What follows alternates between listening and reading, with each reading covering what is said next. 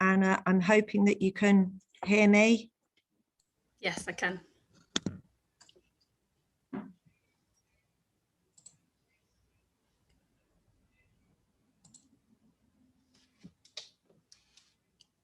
Hello, everybody. I'm Rabbi Anna Posner, and it's an honor to be here. Anna, you're on mute. I'm not.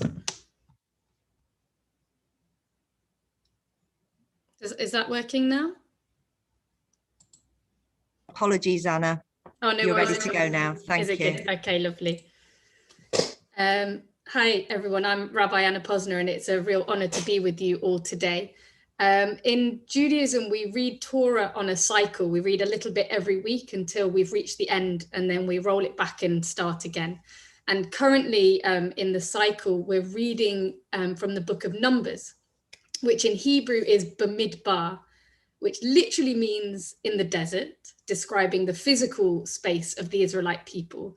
But it can also be translated as in the wilderness, which gives an understanding of their spiritual, emotional, and social state as a newly freed people. And this moment in the desert is a liminal space. Instead of making the short trip from Egypt to the land of Israel, the Israelites are left wandering for 40 years in a recognition that it would take a whole generation for them to feel totally free from slavery in Egypt. And throughout that journey, some people share anxieties and squabble and worry about the new life that they're in and also what's to come, while others make plans and are excited for the possibilities. And today it's a real honor to be here to welcome you at your first full, I believe, in-person council meeting. And we're at a time where we find ourselves in our own liminal space. We still have coronavirus very much lurking. And at the same time, the world is slowly and surely opening up after well over a year. And we understand that with the uncertainty and change brings both anxiety and fear and a realm of possibility. And it's a real blessing to be able to be with each other in a world that's more open and feel excited to return to things that we once took for granted. So as we welcome each other to this meeting, we remember that while hopefully it won't take us 40 years, it may still take some time to navigate this liminal space until we can really return to a world that feels normal again.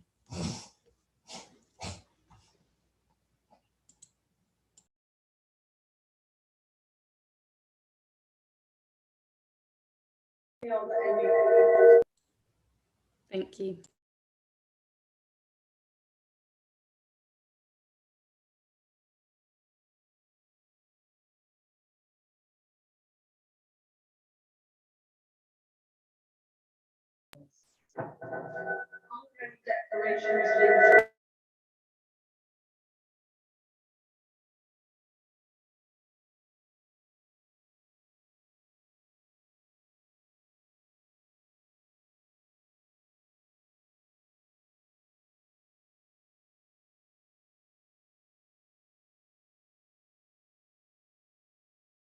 Yes, I'd like to move those minutes, Madam Mayor. Thank you.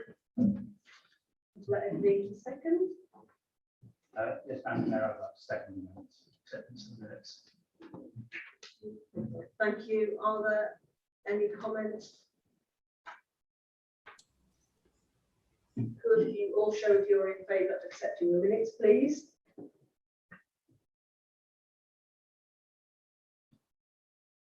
That looks unanimous. Thank you. Now we come to my announcements. There hasn't been very much happening with the current situation, not as much as we'd hoped since our last meeting, but I did join in very early in the morning before work, the U3A Day, which was National Day to celebrate U3A in Bingham, in the marketplace where I played table tennis, not brilliantly. Then there was many of you, I'm sure, took part in the Great British Spring Clean, as I did, and that is, in our case, where I live, going to be part of Plastic Free Lady Bay. We've been inspired by the people of Cotgrave, who are already an accredited plastic-free community. We don't want to be left out. It's also been the Lady Bay Festival, and I also attended the Queen's birthday service. And the Lady Bay Safari Sale, where there was a stall for Music Works, which is one of my 3 charities. Last week I had the honour to be able to raise, all by myself, I didn't need any help, the Armed Forces flag. And on that day and during that week, we remember those who've given their lives and those who are still in the armed services working for us all. And finally, I did a little bit more of my walk around the borough. So I went with Richard and my daughter to Eltham and Alston Railway Station, which put up their figures by 300%, I should think. And we walked to Langer. So I've now got Radcliffe-on-Soar to Zoch, Langer to Hickling, and Eltham and Alston Station the other way to Shelton. So there's not all that much left. So I'm hoping that we can all get together and have a party to celebrate and raise some more money. And I'm also very much looking forward to the Taste of Rushcliffe this Saturday. Hope you can come along to West Bridgford and see some of our wonderful local businesses and buy some of their produce. Thank you. Could the leader make his announcements, please? Thank you, Madam Mayor. And I'd just like to extend a welcome to everybody back into the chamber. It's good to see this wonderful facility being used. This afternoon, the Chief Executive and myself attended the Freeport Board meeting, which we hosted here today. Congratulations to the officers who did a fantastic job in hosting that. It's been very challenging to bring this together tonight. And it was a fantastic stage for this authority to say something so important to the Freeport Board, with leaders of the county councils, owners of the power station and the airport, etc. So that was an excellent meeting this afternoon. And as I said, the investment in this facility really paid off. I'd also like to welcome Councillor Jeffries, who's with us today. He's done me very well. Lovely to see you here in person. Thank you. I'd love to see you there, Christine. It's lovely to be back. I'd also like to extend my congratulations at the first opportunity to Councillor Walker, Councillor Bateman, on your new positions within the Labour Party. So we look forward to working with you in a positive spirit going forward. I'd also just like to bring to members' attention some statistics that have come out today about our collection rates. I know it's a bit boring, it's about tax, it's about business rates. And Rushcliffe is actually 3rd best in the country for its collection on council tax in the UK. It's actually 6th for business rates. Overall, it's number 2 in the whole of the UK for success in collecting business rates. I'd just like to congratulate Lisa and the team as well. It's absolutely so important that we do that well, as we know, both for our residents and to make sure we've got the finances to provide our services. Lastly, Madam Mayor, I'd just like to mention the event that comes to the park. As you know, unfortunately, with the extension of the restrictions, we have to cancel that. But that will hopefully now be going ahead in September. And as the Mayor said, we've got our first major event on Saturday, as well with the food there. And let's keep our fingers crossed that July the 19th will bring us our new freedoms. Thank you, Madam Mayor. Thank you, Councillor Robinson. Citizens' questions. There are no citizens' questions that have been received for this meeting. Now we come to some business from the last meeting. So cast your mind back to March this year, not 2020, so that's something. So the first substantive item of business for the meeting is to address those items that were carried forward from the March council meeting that we didn't have time to discuss on the night. So what we reached was to answer the questions submitted by councillors under Standing Order number 11. And so Councillor Thomas, could you put your question please to Councillor Moore? The still charge includes amounts collected for leisure centres and playing fields, which are held by Rushcliffe to be spent by Rushcliffe. Please provide a statement showing how much money has been collected to date under these two categories of expenditure and how much has been spent. Thank you. Thank you, Councillor Thomas. Councillor Moore. Well, to date, since the adoption of the community infrastructure levy, we adopted this in October 2019, we have collected £815,402.13 of strategic still from developments across the borough. No expenditure of strategic still has happened to date. The still operates on the basis of a roof tax, with monies received held in a borough-wide fund and not initially collected or apportioned for specific projects or types of infrastructure.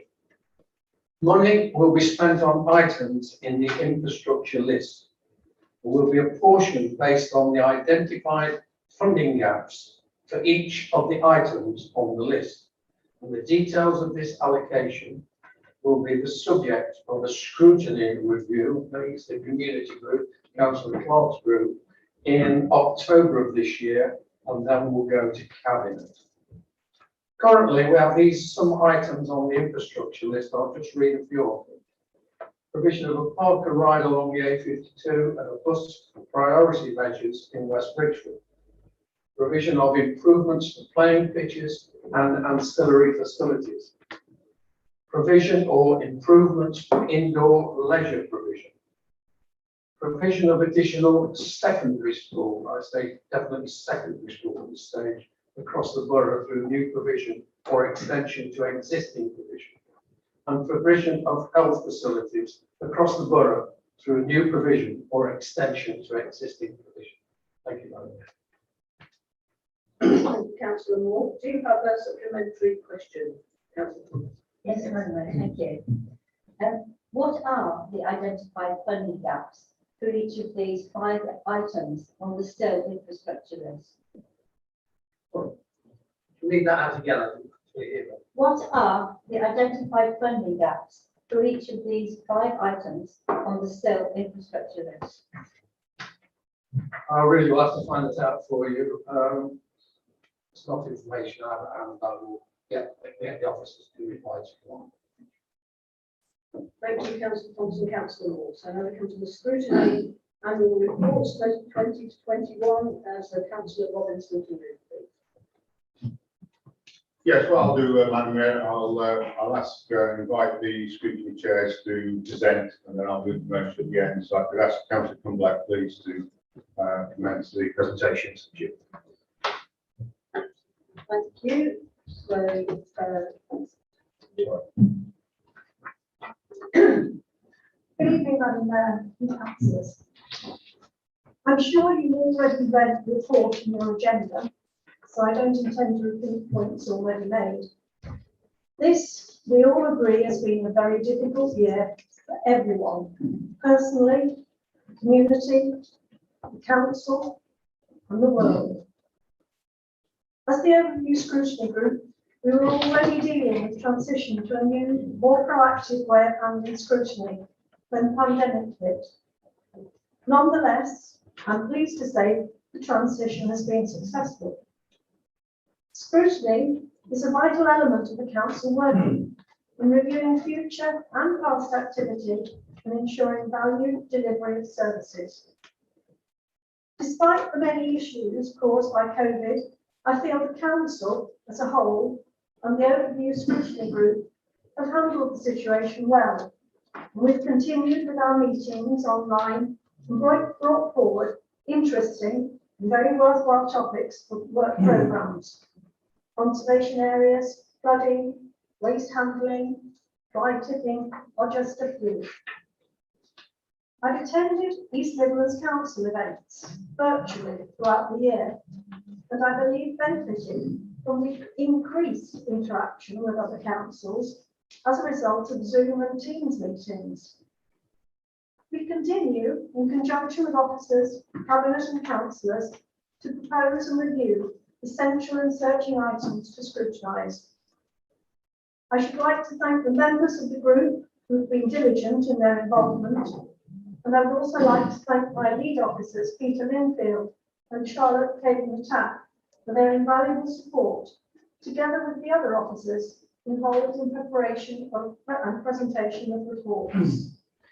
I look forward to helping steer and scrutinise our way out of the pandemic in 2021 and keep Rushcliffe one of the best places in the country to live, work and play. Thank you, Madam. Thank you. Do you wish to, sorry, I do apologise about that, Edwin. I should have asked you to second the, are you going to do it again? I did what I didn't know whether that was going to be the case. Okay, thank you. Thank you, Madam Mayor. A pleasure in presenting the annual report of the Growth and Development Scrutiny Group. And of course, it's my intention to recite it word for word, all 7 pages. But you'll be heartened and glad to know that I've decided, in fact, I'll just highlight a few things.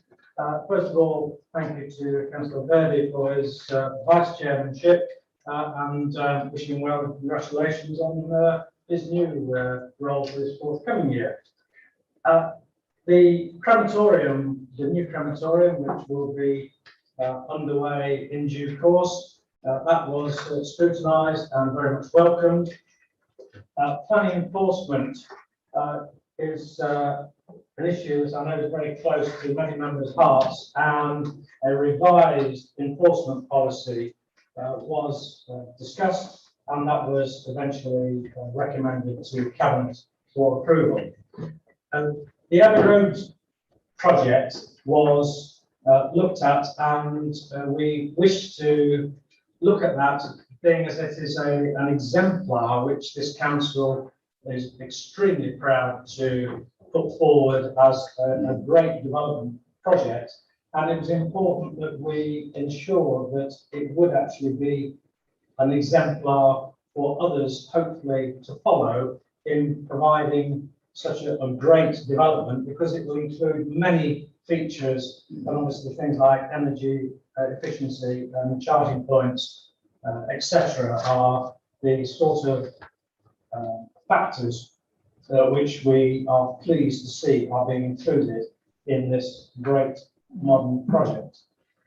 The management of open spaces, I've just mentioned Madam Mayor, is a great example of an issue that can be initiated from across the chamber and across the parties. And Councillor Leslie Way initiated this particular issue, and it was very interesting, and I think we did learn a lot from how open spaces are managed, and also suggestions to ensure that we can continue to manage those in an efficient way.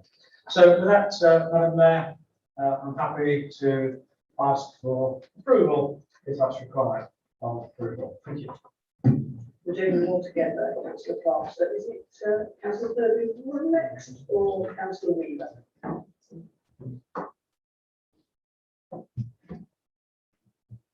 Thank you, Madam Mayor. I'm pleased to present the report of the Governance Scrutiny Group for 2020-2021. I have to admit, Madam Mayor, that the report is not as exciting as a paperback thriller that you might grab for your holiday. Nevertheless, it is extremely important statement of the work of this council, and a tremendous amount of work has gone on behind the scenes, which isn't illustrated in the report particularly. But of course, I don't want to repeat it, as we've said it as nauseam, that we have an unprecedented year, and the teams involved in the various reports, preparing reports for councillors to scrutinise, have worked beyond what would be reasonably expected. And we have looked at reports including internal audit and progress reports at each meeting, a constitutional review, risk management strategy between 2020 to 23, approval of statement of accounts, treasury and asset investments, an annual audit letter, the internal audit strategy, capital investment strategy, risk management progress, external audit annual plan, annual government statement, update on the Redmond review and public sector audits, and oversight of the annual fraud assessment, if there is any. So I'm not aware of. And also an additional item that came before the group, going concern assessment as a consequence of what all councils were facing during the pandemic. And I'm pleased to say, Madam Mayor, that there's been positive reports on all those items. And with that, I've said it once before, I'll repeat it. I wish to thank Mr. Linfield and his team for all the hard work that they have done. I also would like Mr. Linfield to pass on our thanks to our internal auditors, BDO, and also our external auditors, Mazars, who themselves have had to grapple and work with the restrictions that everyone faced throughout the last 15 months. And of course, not least, all the members of the scrutiny group, Madam Mayor, they have given a lot of time into their scrutiny assessment in this, and I would like also to thank my Vice Chair, Councillor General, for her support. Thank you. Thank you. Councillor Johnson Marina, please. Thank you, Madam Mayor. And again, I'm sure everyone has read this cover to cover, so I will not go through it in a lot of detail. You're pleased to hear. But as you will see from the report, the Community Scrutiny Group has had a varied agenda, a very long agenda throughout the year, with some long meetings and quite challenging items to cover. So I really would like to thank all the members of my committee for their excellent work. We didn't just turn up and do scrutiny, tick box. There was a lot of work that went into it, and a lot of recommendations went back as well. And giving an example of the equalities plan which report back a second time, absolutely should be verified before we pass to the council. So again, really want to pass on thanks to everyone, especially the officers' support as well. They backslided today, so I'd say nice thing about it, was not here, and of course the Pam and Laura for their work as well. And I'm really looking forward to the forthcoming year. And again, anyone who, as always, who would like to be into the group at any time, more welcome to do so. Again, thank you to those councillors who have throughout the year as well, and to the members of the cabinet who have been really open to discussing items and to be attending as well. Especially on YouTube, they can hear there while they're watching over there at the same time. So I'm sure they'll develop in person as well as we can going forward. Thank you. Thank you, Councillor Wheeler. Councillor Edby, to second this. Oh, Yes, I'd just like to echo the comments of all the chairman to say a big thank you to everybody that sits on those scrutiny committees. They are incredibly important to the running of this council. It's a big commitment, and I say as a cabinet, we very much respect the recommendations and tremendous work that's actually done throughout the board. We are in transition periods. We know there have been big changes with the pandemic, etc. There's an awful lot of pressure on there. So again, we are very, very appreciative, and a big thank you. And I would like to move the recommendation to accept the scrutiny reports on page 9, section 2. thank you, Councillor Watson. Councillor Edby. Thank you, Madam Mayor. I'm finally get to second the recommendation. I would like to second the recommendation. And I'll just add to that, I know within our group, we quite often discuss cabinet members attending scrutiny groups, and I'd just like to remind the scrutiny groups that we have to be invited to attend, but we're always happy to do so. I'd like to second the recommendation. Thank you. Councillor Patterson.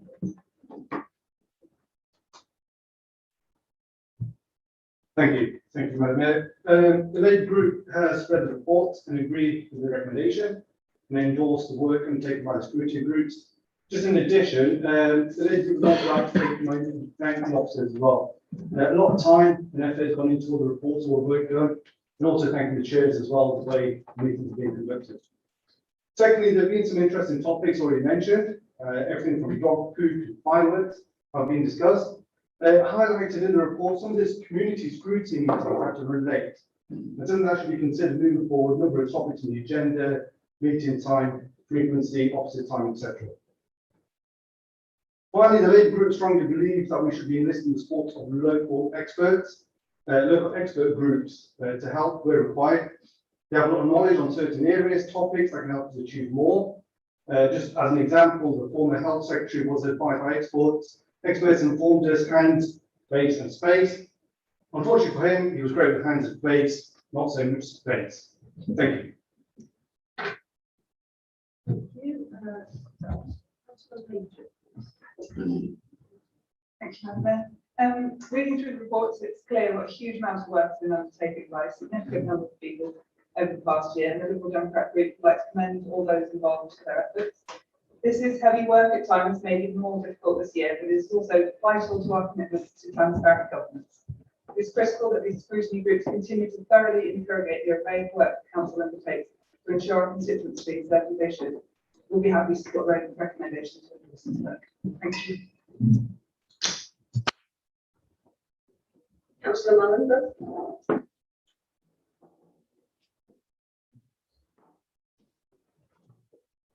Okay, thank you, Madam Mayor. I'm happy to support the recommendation.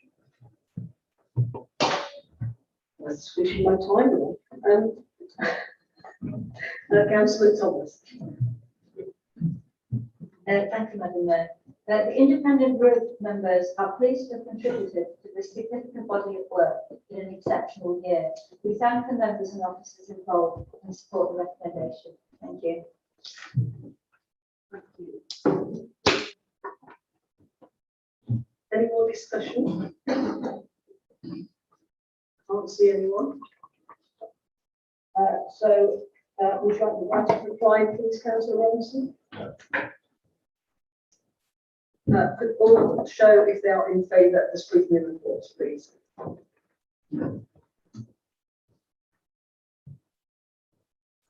That is the numbers.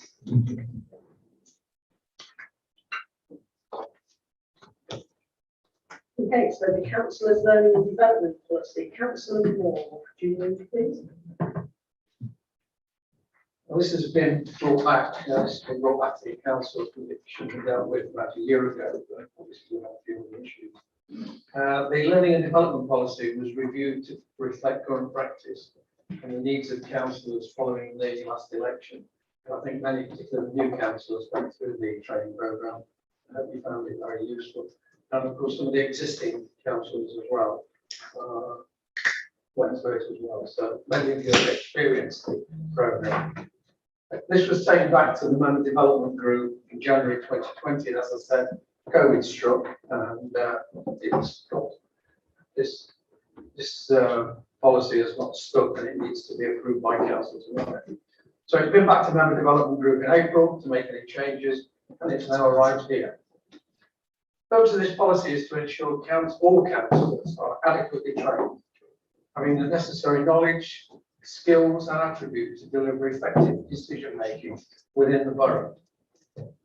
Councillor training will be offered, or has been offered and is being offered, face to face and online, as well as electronically via e-learning modules. The policy covers learning opportunities provided both by the Borough Council and external providers. Member training is supported by a sliding budget. Goes from £8,000 in the first year following an election to £2,000 in the fourth year. It's important that all members appreciate the importance of training and the resources that go into it. And no matter how experienced we are, there is always something new to learn. So, Madam Mayor, I'm very happy to propose the recommendation that this council adopts the council's learning and development policy 2021 to 2025. Thank you. Thank you, councillor Moore. Councillor Brennan, please. Thank you, Madam Mayor. Yes, I'm very happy to second this recommendation. Officers and relevant members have worked very hard to make sure that this policy and the programme of activities that support it offers councillors a comprehensive package of training and development. It's difficult to get the balance right between information that all councillors must have to carry out their roles effectively, such as on ICT, planning, budget setting and scrutiny, information and training which helps us to understand and carry out our roles in the community and the standards we should aim to exemplify, and information that helps us with issues such as personal resilience. The programme also needs to reflect, as Councillor Moore has said, that some councillors will be very new to the role and some have been doing it for quite some period of time. It also needs to be relevant, up to date, interesting and engaging. And balancing all of those different issues is very challenging, but I believe officers and members have done their very best to achieve this and the policy reflects it. I'm therefore very happy to second the recommendation to adopt the council's learning and development policy 2021-2025. Thank you, councillor Brennan. Discussion, so councillor Moore, please. Thank you, Madam Mayor. Yeah, we approve the policy and extend our thanks to the officers for the training we received, both by officers and by outside providers who found it really useful, especially with many councillors. Thank you. Thank you. Councillor Abbey. Sorry, Major. Thank you, Madam Mayor. The Liberal Democrat Group is grateful to the officers and members of the development group for their work in ensuring councillors are fully trained and supported to undertake their role. We'll be happy to support the recommendation to adopt the policy as presented. Thank you. Thank you, councillor Mulligan. Thank you, Madam Mayor. Well, it's been my privilege to chair the member development group for this last while, and yeah, very pleased to see this report at last, and happy to support it. Member development are item 5 on their list to uncertainties. There are dangers that councillors are insufficiently trained to carry out their roles, then decisions they make ultra virus, or they may advise residents incorrectly. So I remind you all to please do go online and have a look at the online learning that's available, that very few of us have apparently looked at over the last year, even though we probably had a bit of time. It is there, it's an excellent resource. Please do make the best of it.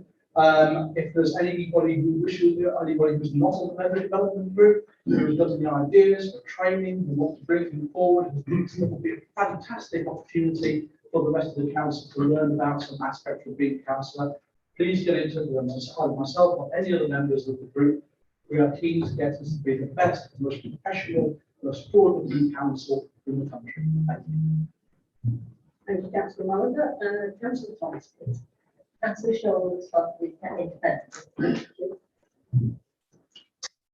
Thank you, Madam Mayor. The independent group benefited from a series of induction courses for new councillors, and I have even dipped my toes into the learning programme last year. We are therefore very happy to endorse the recommendation. Thank you. Councillor Moore, do you have anything to say you'd like to reply? In that case, we'll move straight to a vote. All those in favour of the learning and development policy, please show.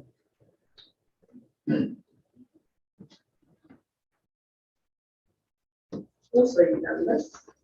Now we come to the Ruddington Neighbourhood Plan. Councillor Edgley to move, please. Thank you, Madam Mayor.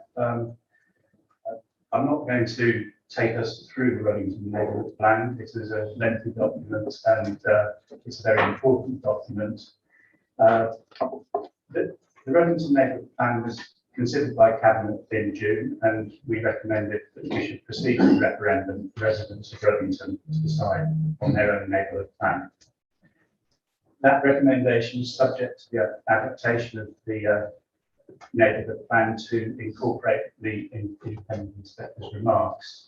And more often than not, and I think it's true in this case, inspector's remarks tend to tidy up the plan, make the language the correct language, and make sure that the emphasis is in the right places. And the referendum is set on the 22nd of July. I would like to take the opportunity to thank those involved in putting together the Reddington neighbourhood plan. Anyone who's been involved in putting together neighbourhood plans, there's an awful lot of work involved. People give up their time. There's a lot of, and there's normally very committed people within communities putting together their neighbourhood plans, and it helps support our own local development plan.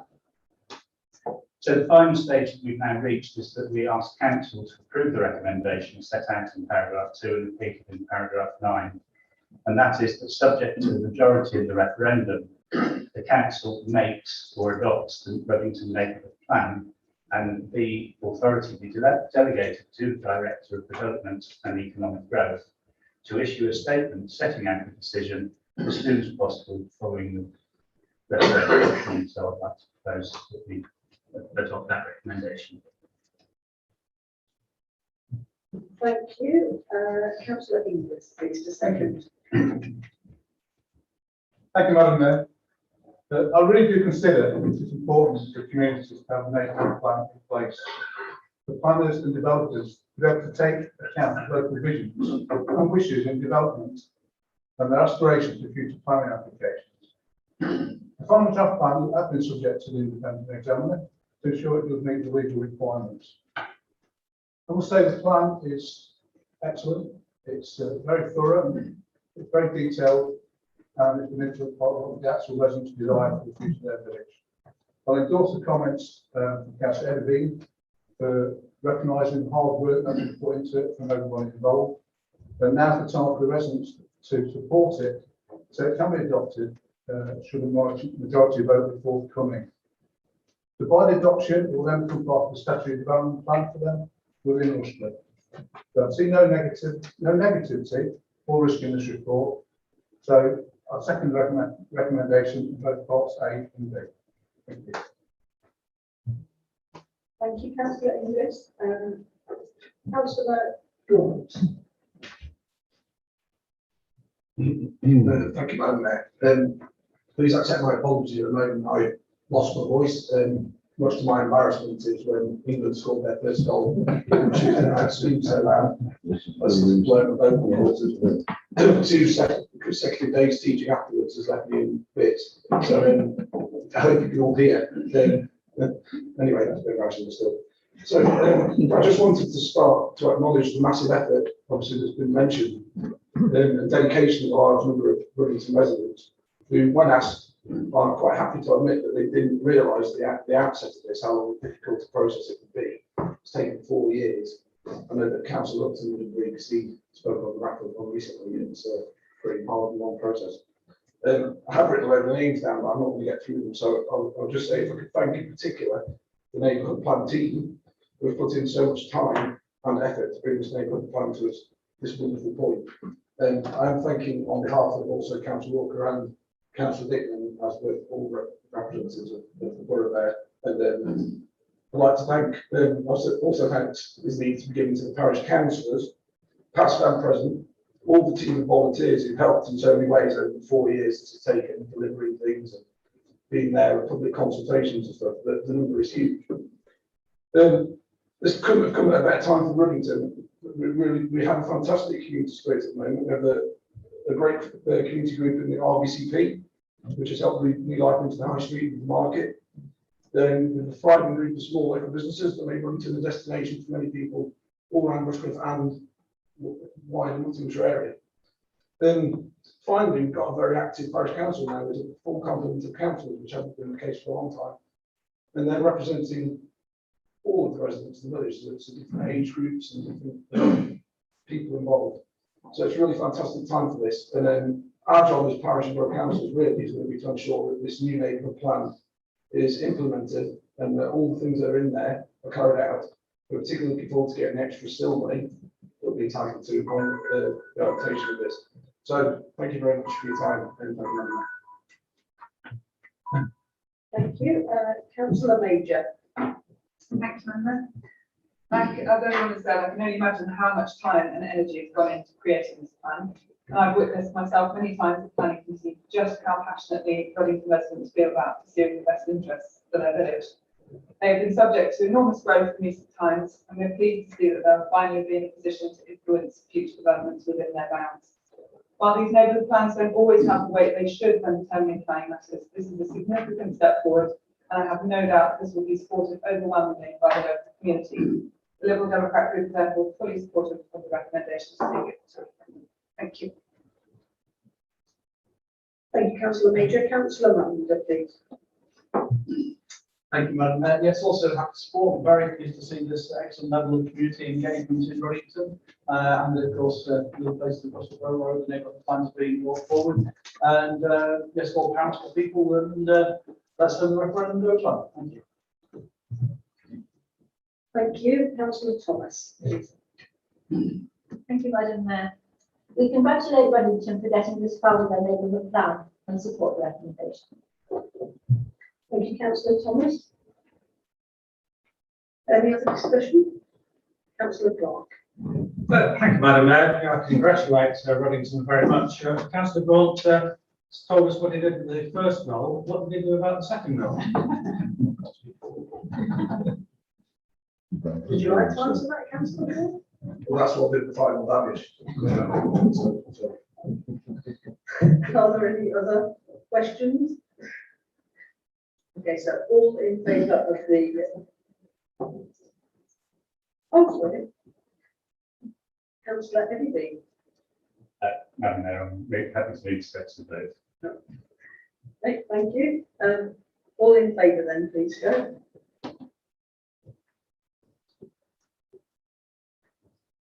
Unanimous, thank you. So we come to the revisions to the council's constitution. So Councillor Robinson, please.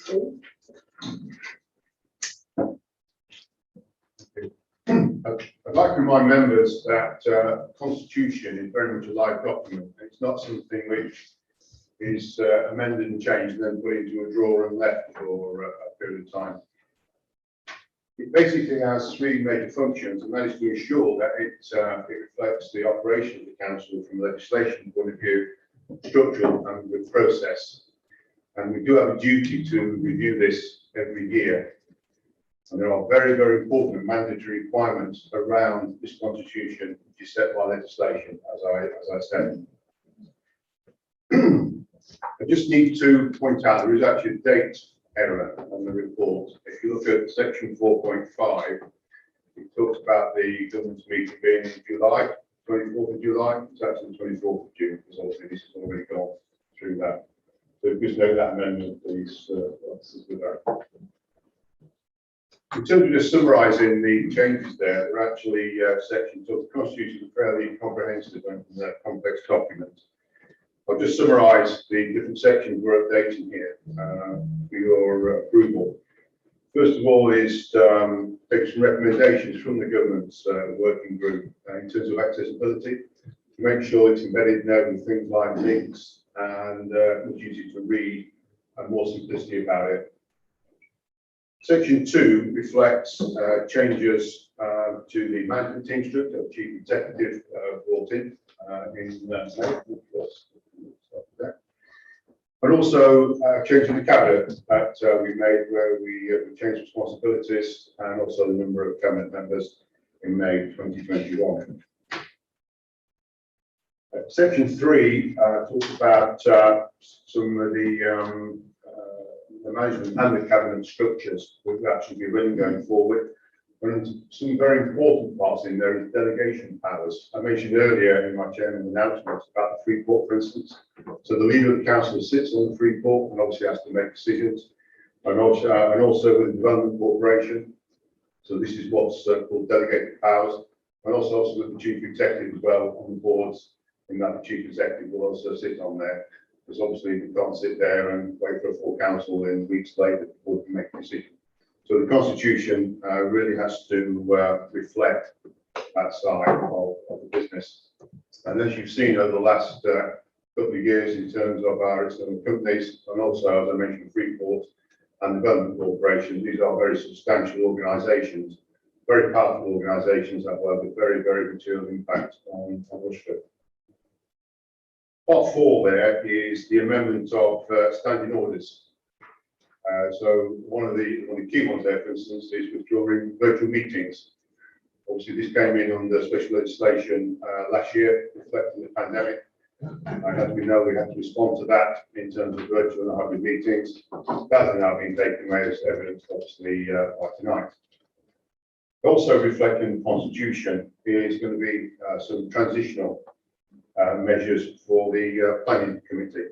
I'd just like to spend, if I may, Madam Mayor, just talk a little bit about those changes that we are proposing in the Planning Committee. It's fundamental, that committee, to the running of the council for our communities, for our businesses, for developers, for everybody. And it's important that that meeting runs effectively and efficiently for everybody concerned. As a council, we really have to challenge ourselves to make sure that is what we're doing. And we have made changes over the last few years. In 2017, we had peer review. We brought in things like public speaking in there. We've changed some of the presentations in terms of do that.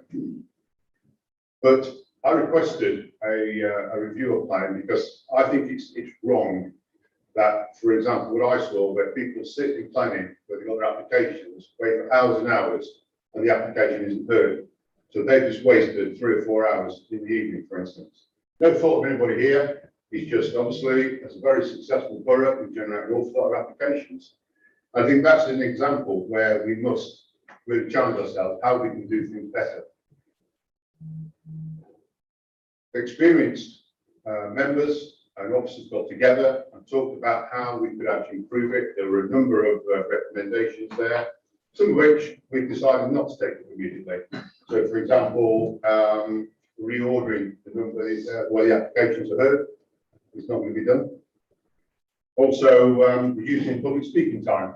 We will continue going that way as well, with the 5 minutes on there. But one thing we are going to look at is timing of meetings. I just want to read you a quote from the peer review that was done in 2017. And I quote, "Late finishers do not support active public engagement or full consideration of applications which are later heard in the agenda." This is a response that applications there at 9:30, 10 o'clock at night or wherever are not getting, in their view, the right consideration. And that's always been a major concern of mine. I sat on planning for 5 years, and I know how difficult it is, certainly when you sat through so many applications when it's late that night. I want to stress, so what we're looking at here is a trial to change meetings to 2:30. Now, I'm also going to make a commitment on that trial, it's not in the papers, that in February there will be a cabinet paper, go to cabinet, we should take input from all the people on the planning committee, all of the members, just to get their feedback. Has this actually worked? Is this actually improving decision making for our residents, for our businesses, for our developers? So that will come back to a cabinet meeting with public scrutiny, member scrutiny, and we'll make a decision. Either we continue the trial, either we stop it and go back to the evenings, or we think it's been a good idea and we stay during the day. So on the record, for the minutes of this council meeting on there, that will have to be a cabinet paper that will be brought back. Now, personally, I don't support either way, whether it's in a daytime or it's in the evening. What I do support is that we must try. It's a trial. And a lot of the successes of this council have been done with that attitude of trying things, challenging ourselves. I'll give you an example. We talked about earlier, scrutiny groups that changed a couple of years ago. We changed it, we challenged ourselves, and we could do scrutiny better. Paper life, we forget that. When we brought in the reduction of papers and moved it more onto IT, people were shocked and all. I said, you know, it's a trial, let's just see how it works. We mentioned earlier, I think, about e-learning. A couple of years ago, never used. Everything was face-to-face training or there's your papers.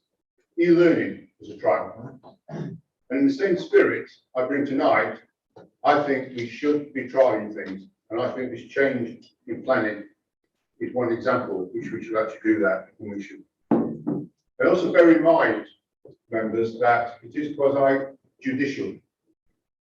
Just like licensing, we only run 2 legal meetings. And licensing is always heard during the day, always. As was last week, I think it was. Yeah. Finally, in terms of planning, this actually went to scrutiny, cross-member group last Thursday. I mentioned the date, Jane, 24th of June. It was discussed and accepted to move ahead with these constitutional changes with the trial in planning. So, ladies and gentlemen, I do say, let's take this trial on board in the right spirit. Let's challenge ourselves. And as I said, that I'll bring this back to Cabinet with feedback from all members of the planning committee in February. Lastly, Madam Mayor, just the last part of the actual change in the Constitution is to do with Streetwise, the Oversight Board, and also to do with contracts in terms of Brexit. So of course, there has been legislation changes and the implications of that. And I say that because it actually stresses how important it is that we do accept this Constitution changes, because these are necessary, mandatory legislation changes that we need to incorporate as from today to reflect the way we manage our contracts and the way in which we do business, basically. So, Madam Mayor, I'd like to move recommendations that I put on there. As I stress, in there is the planning, it's a trial, and it will be brought back to Cabinet. We'll put a scrutiny there at the end of February and move recommendations set out in section 2. Thank you. Thank you, Councillor Robinson. Councillor Edwards, second, please. Thank you, Madam Mayor. I'd like to second the recommendation, and I hope everyone does reflect on what Councillor Robinson has said, and I'd like to reserve the right to speak. Thank you. Councillor Gowden, please. Thank you. I'd like to move an amendment. I'd like to move an amendment that the council approves revisions to the constitution, except the changes to standing orders that would move planning committee meetings to the afternoon. Do you have a second, please?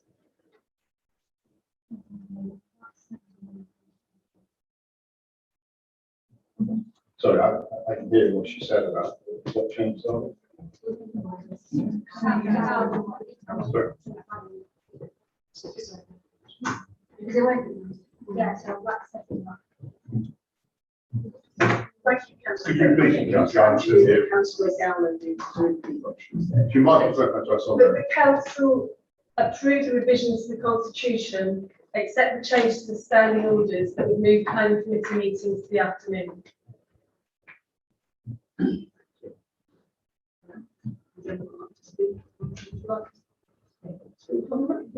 Thank you. I do appreciate that this is a trial, but I do think that there are other alternatives to solve the problems that have been mentioned. Councillor Robinson talked about the problems of residents who come and attend a meeting for 3 or 4 hours in an evening and then their case isn't heard. Just imagine how they'll feel if they take an afternoon off work and spend 3 or 4 hours here only to come back and repeat the process, or at least partly repeat the process the following month. There is a suggestion that items heard late in the evening get less attention, but I think that's probably items heard late in the meeting get less attention. There are a lot of alternatives to this approach rather than just moving the meetings to the afternoon. It has been argued, I know, that there are issues with people being able to not attend in the evening and not attending in the afternoon, and this may be a discriminatory offence against either group. But I do think that people who work in the afternoon simply can't attend, and that's a problem. I've already had residents in this situation. I have to say there is a bit of an issue for councillors. It's unfortunate this is in the middle of a term, but I think you also need to think about the effects it have on the demographics of councillors. It is true that employers are obliged to give people time off work for their council duties. But of course, that isn't true really in some cases. You know, some of us are lucky enough to have very supportive employers, but agency staff are not legally obliged to have time off work. People in precarious jobs will be afraid to take time off work. Young people early in their careers will be afraid to take time off work. And in fact, employers aren't required to pay councillors for time off work. So, although I do appreciate that this is a trial, and I do, I really appreciate this is a trial, I think it would be better to revisit this and consider other alternative ways to achieve the same goals without this very large change, which will have effects on the demographics of this council and the demographics of the planning committee, which is difficult because it means residents' cases are not being heard by people who represent the whole community. Thank you. Thank you, Councillor Gannon. Councillor Bailey, do you wish to speak now? Yeah, I appreciate what Councillor Robinson said. It is a trial and it's going to go back to how we have to look at the feedback. But I will already set a license and I have to take time off work. And I work for the emergency service and there is a lot of pressure. I know it's not all about me, but there's going to be people that are going to be councillors who are going to be affected by this. And also, if I was to fill in planning, then I'm on lay member already for the judicial system, and I take time off of that. So this is going to be really, really difficult for daytime meetings. So I understand that it might work for most people at the moment, but going forward, a lot of more people who are working, it's going to affect them as well as residents who are working. Thank you. Does anyone wish to speak? Councillor Thomas. Thank you, Madam Mayor. I request a recorded vote on the amendment, please. A significant and harmful change to the way the council operates is included in this recommendation. Moving the planning committee to the afternoon would make it much more difficult for applicants, objectors and councillors who work to attend the meetings. Ultimately, this is contrary to good equality practice and reduces democracy. It's a fairy tale that employers at large give time off for council meetings. Objectors and ward members usually only get 1 week's notice that an application will be on the agenda. This is not long enough to book paid or unpaid leave in jobs where voters have to be changed or cover arrangements made. The self-employed have no such option either. Planning committee is one of the most visible functions of the council, and we need to show our best inclusive and most diverse face. Thank you. Thank you, Councillor Thomas. Anyone else wish to speak? Councillor Major, please. Thank you, Madam Mayor. I had a whole big page on this because I feel quite strongly about this, but a lot of it's been covered by the other councillors already. I do think that making these changes, as Councillor Thomas has alluded to, in something that is very public and very, very open, it reflects poorly on us as a council. So personally, I think even if it sounds like an insignificant change to move something from 6:30 to 2:30 in the afternoon, you are counting out a significant portion of the population from representing their views, either of their council, of their constituents, or of themselves if they wanted to appear and speak on an application. So I feel very strongly that even though this is a trial, even 6 months of this is going to have a very damaging effect on our democracy as a council. So we won't be supporting that. Thank you. Anyone else? Councillor Lallender? Yeah, thank you, Madam. We got some weird noise. Yes, it's a difficult one, isn't it? I know other local authorities who do have their planning meetings during the day. Some have them during the evenings. I think some have one that runs into the one part of the evening during the day. It's difficult. It does change, people's ability to turn up for the meetings. It affects which councillors can go on the committee as well. So that's a tricky thing for us to consider. It is difficult to get time off work. Quite right, there was a licensing panel the other day. I was down to reserve. I still had to take the time off work. And as has been said, although yes, there is some kind of legal obligation for employers to give it time off work, I've been there, and I was faced years ago with the choice of do I stay on the council or do I take voluntary redundancy? That's voluntary redundancy, because I've been elected by people and I couldn't support to represent them. Wasn't the only reason, but it was there, it was part of it, you know, it's important. We're putting ourselves out there saying we're going to represent our community, represent people. But if we're taking, if we're sort of deliberating, well, you know, I'm going to stand for council, am I not, I don't know, should I not do it? No, I can't take the time off work on part-time work, something like that. I'm not saying that we shouldn't try different things. There are some great ideas, and I'd love to hear some of the other ideas that have been put forward. Input from attendees about what their childcare arrangements might be that would allow us to say we reorder the agenda. I think that would be a fantastic one to look at. But in terms of bringing the meetings forward into the time when people are at work, both people being represented and us as representatives, I don't think it works. I've seen it elsewhere, and I don't think it's a good idea. So on this case, I would say no. But do have a look at things to reorder the agenda of childcare. I think it's been really one. Thank you, Councillor Mallinghurst. Anyone else wish to speak? Councillor Brennan, please. Thank you, Madam Mayor. Can I just make the point about daytime working? I mean, a lot of very valid points have been made, but we are talking about a trial. And I would just like to point out, I don't know how many people here have friends or family that work in care, work in emergency services, work in catering or hospitality, but they don't work 9 to 5. And very many of them work in the evenings.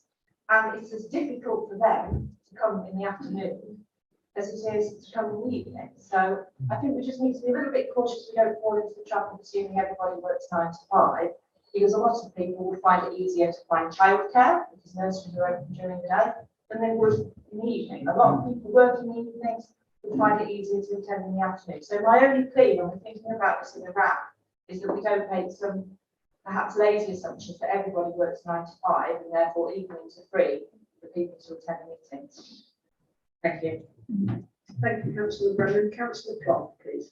Thank you, Madam Mayor. Well, I think on this, everybody is right, no matter which view you have. And I accept what Councillor Robinson said. It is a trial, and to try things and see if it works. And certainly, don't knock it until you've tried it. So, in order that we can remain a good council that has tried different options, let's look at it. If it doesn't work, we drop it. So at least we know then we've got the evidence that it doesn't work. But very much, we need to be sure that we are looking at different things. And so let's just try it first, and we will scrutinise the decision, not the decision, but scrutinise the trial at the right time. And bear in mind as well, Chairman, I'm advised that this did go through a cross-party scrutiny group, and so this recommendation, or where we are now, is something that all parties have been party to and have an input to. So let's just give it a try and let's see what comes out of it. Thank you, Councillor Clark. Councillor Walker, please. Thank you. I just have a few points of clarification to make really. I'm one of those people that you refer to who are dungeon hours, and I maintain this by working around my timetable and really, really struggling to kind of fit everything in. But that's because I have the ability to kind of do my own shifts. So someone what we're considering are people who don't have that capacity. They don't have the capacity to say, I'll work that night, but not that, which someone like me is the job that you're talking about has. So it's not that the exclusion of those people. And the other thing I want to say is it might be a trial, but we just generally think it's a bad idea. It's not going to work. And it's not about not being open, but if you kind of said to me, I'm going to try over 2 weeks in meetings, we'd also think that was a bad idea. So it's not from the spirit of kind of, we don't like to try new things. It certainly isn't like that. We just don't think it's a good idea. We're voicing that. And in terms of kind of the cross-party work as scrutiny, that wasn't voted on. That wasn't kind of it wasn't, what was the word for it? It was, yeah, when in terms of consulting, we've all been really, really thoughtful about our discipline. This right from the start. So, yeah, that's it. Thank you. And Councillor Campbell, please. Thank you, Madam Mayor. I just would like to say, I think this has come along at a timely time. The trial is coming when we are changing our working practices as a result of the pandemic. We don't know how people are going to work. We don't yet know how firms are going to employ their staff, whether they're going to be on a shift basis, whether they're going to work from home, how they're going to work yet. So that is in transition itself, and therefore this trial comes at a good time, I think, and I think we should try it. We don't know. You might be right, you might be wrong. We need to try it. So if you don't try things, you don't know. Thank you. Thank you. Councillor Butler, please. Thank you, Madam Mayor. Well, I've had some experience of planning meetings, obviously, in recent years. And as colleagues have said, it is a very important committee. We are quasi-judicial, and as colleagues have said, we are scrutinised big time, both internally in the meeting itself, but also by residents and people who have got planning applications in place. Now, we're all human beings, believe it or not, and therefore we don't really like change. But I would really urge everyone to give this a chance, because it is a trial, and you have to put yourself as well in the position of people who are making the decisions at these important meetings. And I tell you that your body clock doesn't always help as the evening goes on, because I know that members who have sat on the planning committee, and indeed myself, there's a real danger of having sat in a meeting for 3 hours or whatever it is, whether you're a member of the committee or whether you have the pleasure of being the chairman of the committee. Maybe the chairman's fault if he goes on 3 hours early, that's not for me to say. But there is a real serious danger of losing the ability to concentrate on the important material that is being presented to you. And if that's happening at 9:30 at night, 10 o'clock at night, irrespective of whether you've been working or doing other council stuff during the day, I think there is a real risk that there's a danger of mistakes occurring or whatever occurring, simply because people are getting tired. So I think that needs to be considered. Also, bear in mind as well that the changes we made, for example, the public speaking, which I think on the whole has been successful, was part of the peer review. And I seem to recall, as part of that peer review, the other councillors who were reviewing us expressed considerable surprise that we had our planning committee meetings. Sorry, I'll say it again. They agreed that we should be putting a lot of thought into the way the planning meetings go, and they thought that really having them in the evenings was not conducive to an efficient way of working. And they also pointed out to us as well that the councils that, I can't remember which councils they were from, but they were equivalent to ourselves, they held their planning meetings in the daytime. So they expressed their surprise that we were still carrying on with a somewhat, some would think, arcane idea of having meetings at 7 o'clock, 8 o'clock, 9 o'clock, gone past 10 o'clock at night. But that said, I understand completely the pressures of people who are working, got commitments during the day. I know that from my own personal experience, but it's all about balance. And as has been said by several times this evening as well, this is a trial, give it a chance, give it a go. I've got confidence that members on both sides of the argument will no doubt be feeding in their views and opinions. And I'm sure as well that the Cabinet and the Scrutiny Group will be taking those opinions and views on board. So I say, it's, I know some colleagues find it uncomfortable, but we need to give it a go, give it a try. And if it doesn't work, I think we're big enough to put our hands up and say, okay, we tried it, let's think of something else. Thank you, Madam Mayor. Thank you, Councillor Butler. Councillor Gaunt, please. Thank you, Madam Mayor. Yeah, I just want to say a couple of things. I think I would have preferred, I know this isn't how it works here, but I would have preferred if we could have heard what the other options were that have been discussed behind these closed doors and come up with amongst themselves before we had to then decide whether to vote for this or not. Because to me, the best way to do it would have been to come forward with maybe 3 or 4 suggestions, and then we could either vote on that, it's a democratic way, but vote on that, and then we could say, okay, well, the majority felt this might be worth trying, and then we can go ahead with that, and then we avoid all this, because I don't feel comfortable voting for something that doesn't have any data to support it. I'd like to know what evidence there is that having daytime meetings works. You said there's other councils that do it, and there must be data out there that says actually attendance rates 80% when you do it in the daytime, it's only 40% when you do it at night. So then I could go, fair enough, people are going to be inconvenienced, but it works. Or here's the evidence that those councillors who are having to work, that take time off work, here's 9 to 10 of them get paid, here's the evidence.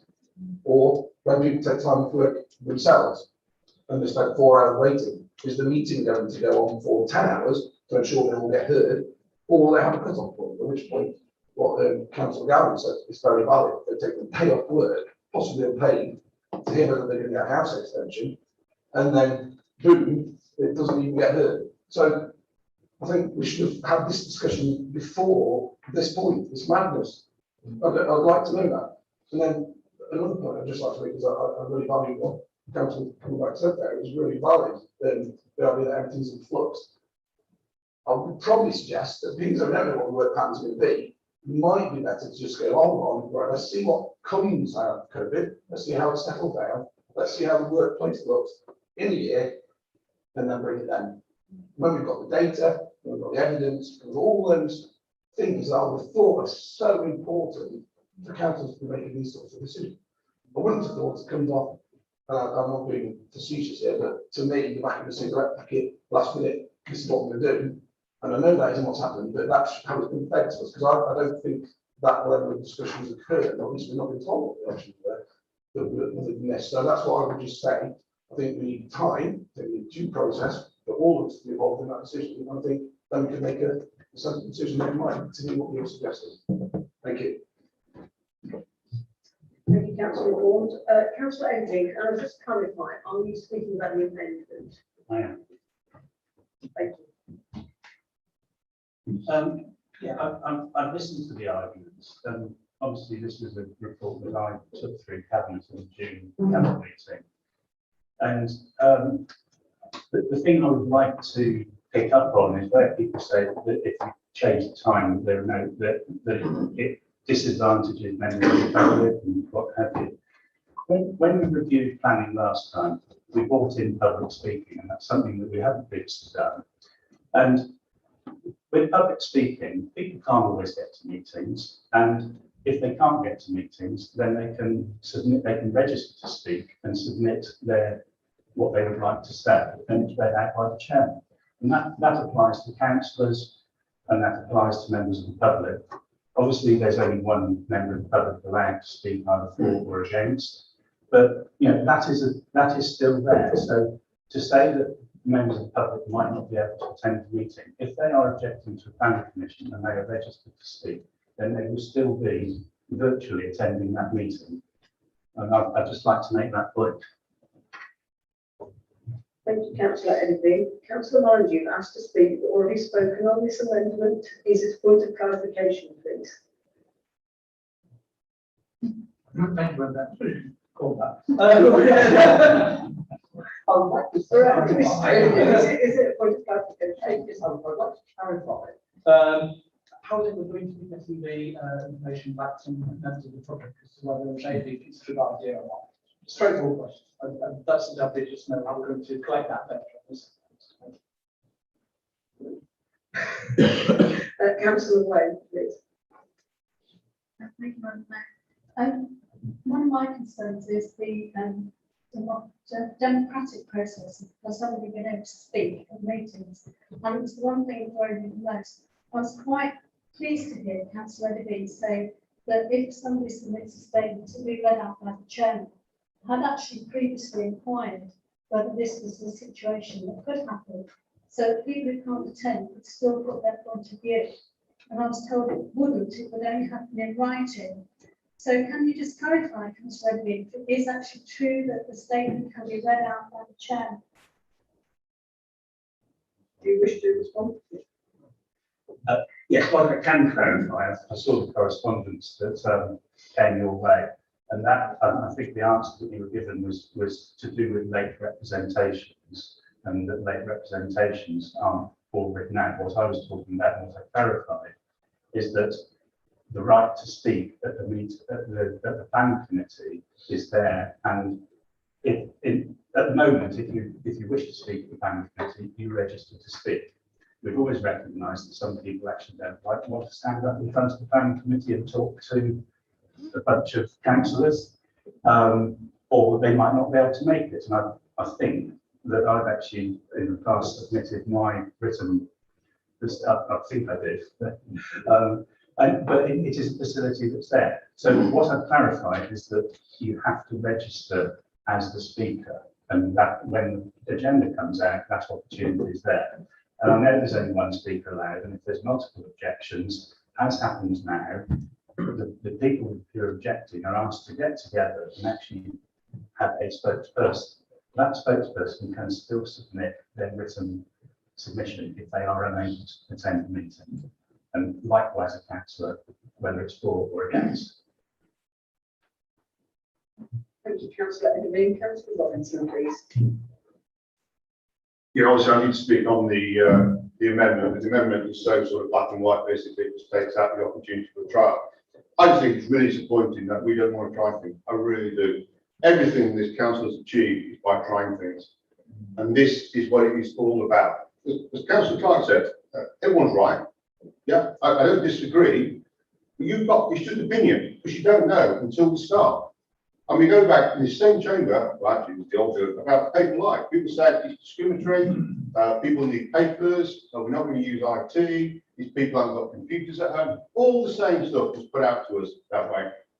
And yet, look at us now. Look how this council works now.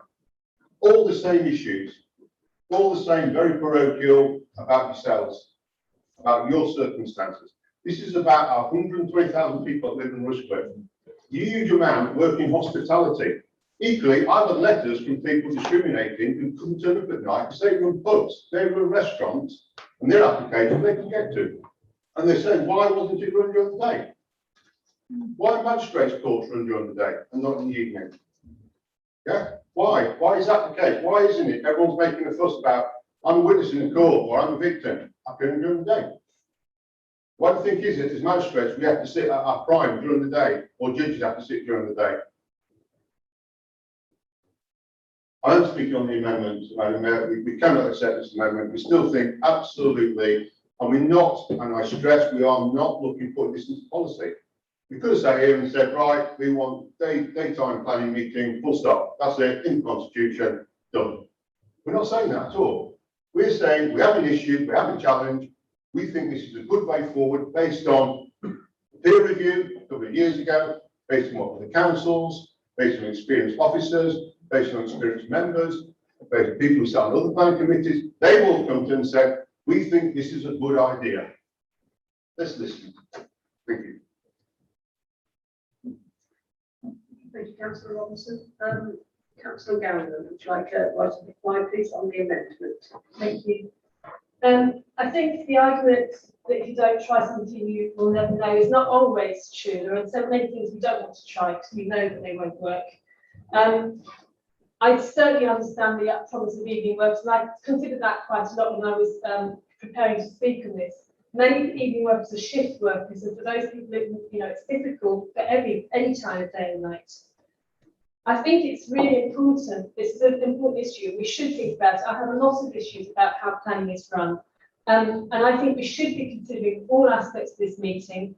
And I think it would be really beneficial, as Councillor Gould said, to have a discussion in the round, a sort of, open conversation about things we can do, as some of the things that Councillor Mallon suggested. And finally, the public may be able to put in written statements, but we all know as councillors, one of the things the public wants in the case of planning applications is their ability to be heard, for people to hear what they think about this situation. And so they want the right to speak, or some of them, many of them want the right to speak to the group. I think sending a piece of paper is not the same. Thanks very much. Thank you. So we'll move to a recorded vote on the amendment, please. Councillors, I will call your names out. If you can indicate for me whether you are for, against, or whether you wish to abstain. Councillor Adair. Against. Councillor Haley. Against. Councillor Bansal. For. Councillor Barney. For. Councillor Beardsley. Abstain. Councillor Bigham. For.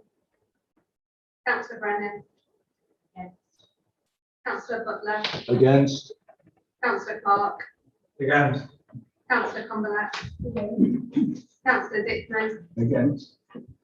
Councillor Edley. Against. Councillor Gaunt. For. Councillor Gowland. Councillor Healy. Against. Councillor Inglis. Against. Councillor Jeffries. Against. Councillor Major. For. Councillor R. Mallinder. Abstain. Councillor S. Mallinder. Abstain. Councillor Mason. Against. Councillor Moore. Against. Councillor Murray. For. Councillor Phillips. Against. Councillor Perdue Horan. Against. Councillor Robinson. Against. Councillor Shaw. For.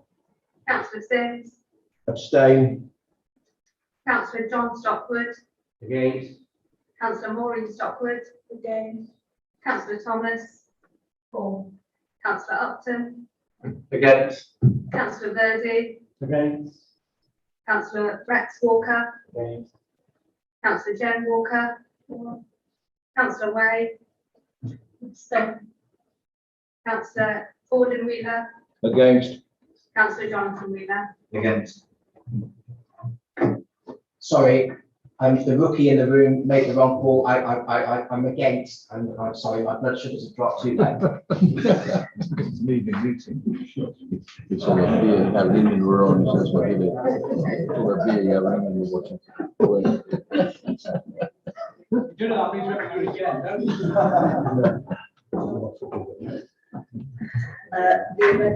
The amendment is lost, so we now move to the substantive motion. Would you like any debate on anything else other than that particular issue that we discussed today? Just one issue, we mentioned about the scrutiny group. The scrutiny group met and it was not objected to. It was cross-party, it was not objected to by the opposition. I'm going to stress that. You're undermining scrutiny. Scrutiny is there to scrutinise papers and to flag these. And the Councillor Verdi will confirm as chair of the meeting, it was not objected to. Actually, I don't think this is so much about the anything. This is carrying on. We need to turn this on. Yeah, okay. I think you. Oh, sorry, no, sorry, Madam Mayor, there's scrutiny there, and I'm just saying, actually, debate two is records. finished. The debate is finished. No, that's finished. Okay, so, does anyone wish to speak about anything else on that motion other than the subject of the amendment? No. So, Councillor, Councillor Gowrie. So first of all, I wanted to thank everybody for updating the constitution, because it's obviously a state and also this done regularly, it's kept in a modern constitution for this council. I wanted to ask, and this may be due to my ignorance, why the oversight board has no opposition councillors on it? Thank you.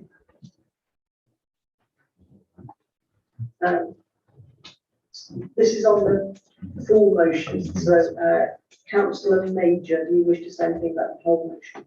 Councillor Mallinder? And Councillor Thomas? I should be writing against Thank you. Councillor Edvin, you have reserved your right to speak.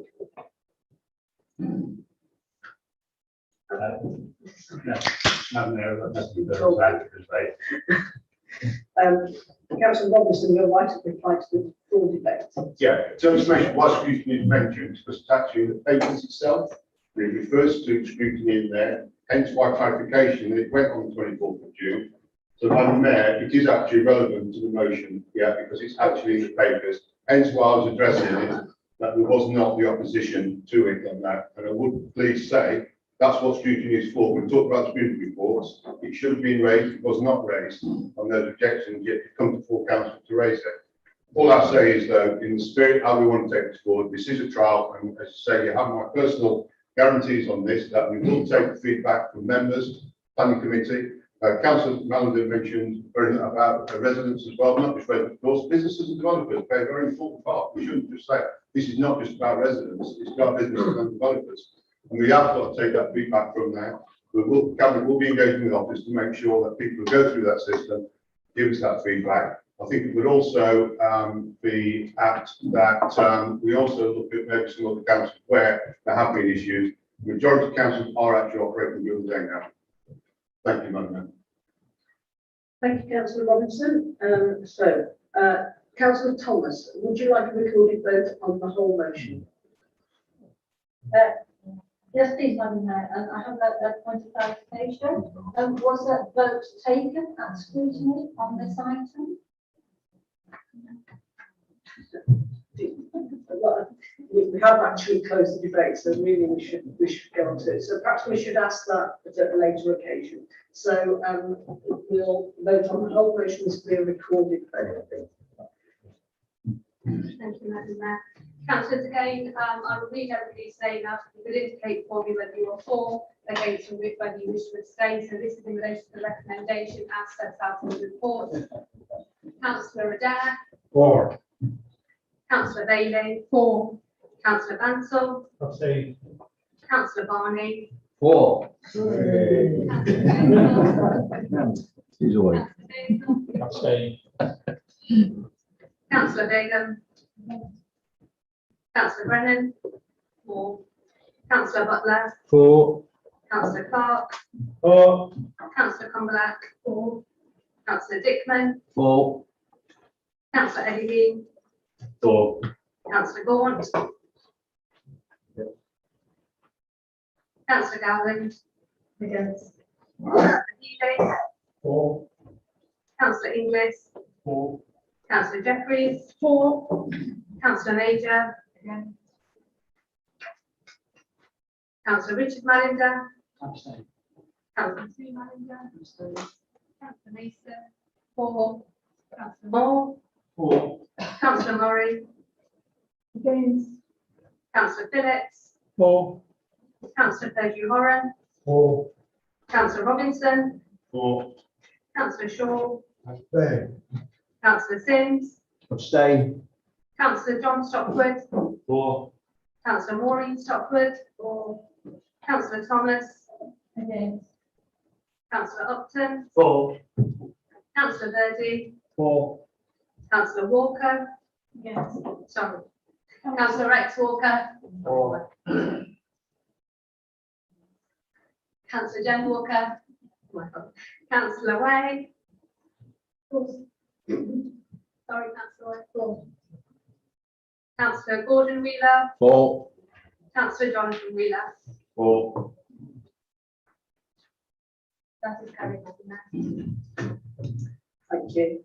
Sorry, you are in, I thought you were first because you're in alphabetical order. So I can understand your, yeah. Okay, so we have the notices of motion submitted under standing order number 12. So Councillor Way, I believe you have a motion, please. Thank you, Madam Mayor. In the first half of the 20th century, there were estimated to be over 30 million hedgehogs in Britain, but this number is now fallen to 2.1 million. Currently, hedgehogs are not protected under Section 5 of the Countryside and Wildlife Act of 1981, despite being added to the red list of vulnerable mammals in July 2020. In October 2020, the government stated there were no current plans for further protection of hedgehogs, but would await an evidence-based review of Schedule 5 of the Act. A petition to government asking for a change to Section 5 to reflect this listing will be debated in Parliament on the 5th of July. The addition to section 5 will provide more protection from, I quote, intentional disturbance while occupying structural place used for shelter protection. The slowness of national government to improve the protection of hedgehogs and wildlife should not mean that local action cannot be instigated. Other councils are introducing protection measures for hedgehogs, for example, Herefordshire, Lewisham and Devonshire. Rushford Borough Council has produced a document that is advising developers of their responsibilities in the care of wildlife and hedgehogs in particular. One wonders how much notice is taken in this document. Much of the decline in hedgehog numbers is due to the loss of habitat. Hedges provide shelter and protection for hedgehogs as nesting sites and cover during the day. Developers are allowed to remove hedges to enable access to their building sites, but in almost all cases, far more is removed than necessary. A good example of this is the new Revston Road development in East Leigh, where a long stretch of hedge has been removed and replaced by an open seed grass area, which is of no benefit to wildlife now or in the future. This habitat has been destroyed and lost forever, despite the publicity put out by the developer who raises their concern for wildlife. Elsewhere in East Leigh, established hedges and trees have been destroyed by developers. A pointless exercise as the housing estates were built a long way back from the hedges and where the hedges used to be. Watercourses and ponds are supposed to have escape routes, but I've recently seen some that do not comply. The Gardens document also states that hedges should not be removed during the hibernation period, i.e. November to March. This is patently not adhered to. Witnessed the hedge removed on Lantern Lane in East Leigh in February this year. This area has been closely watched and no inspection took place.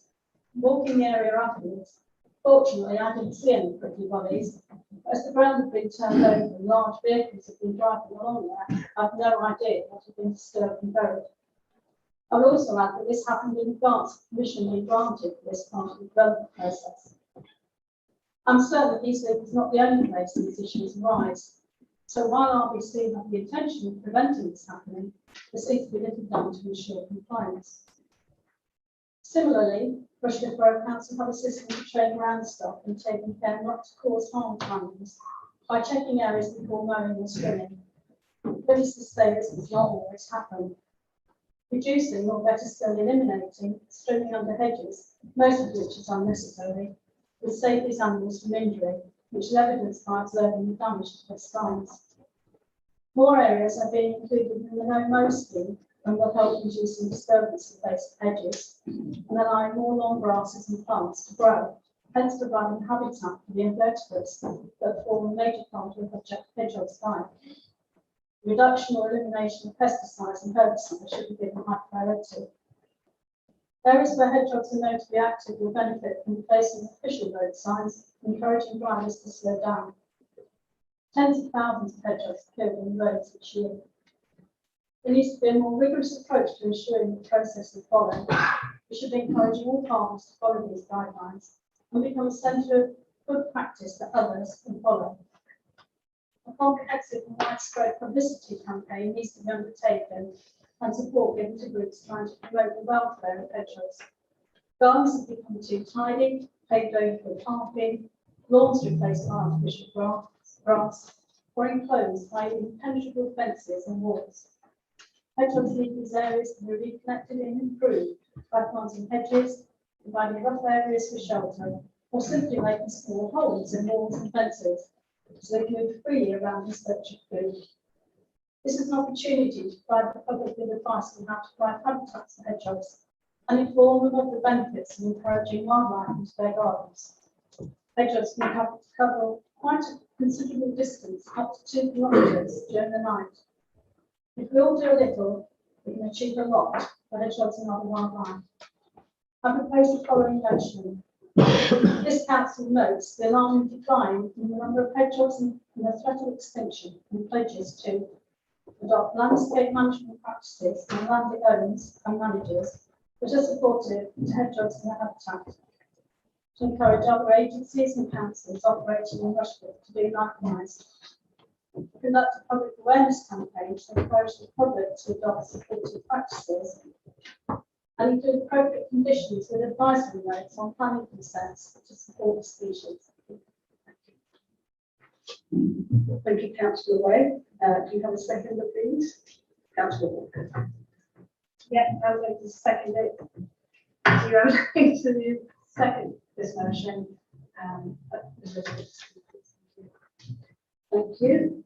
Councillor Brennan. Thank you, Madam Mayor, and thank you for this motion.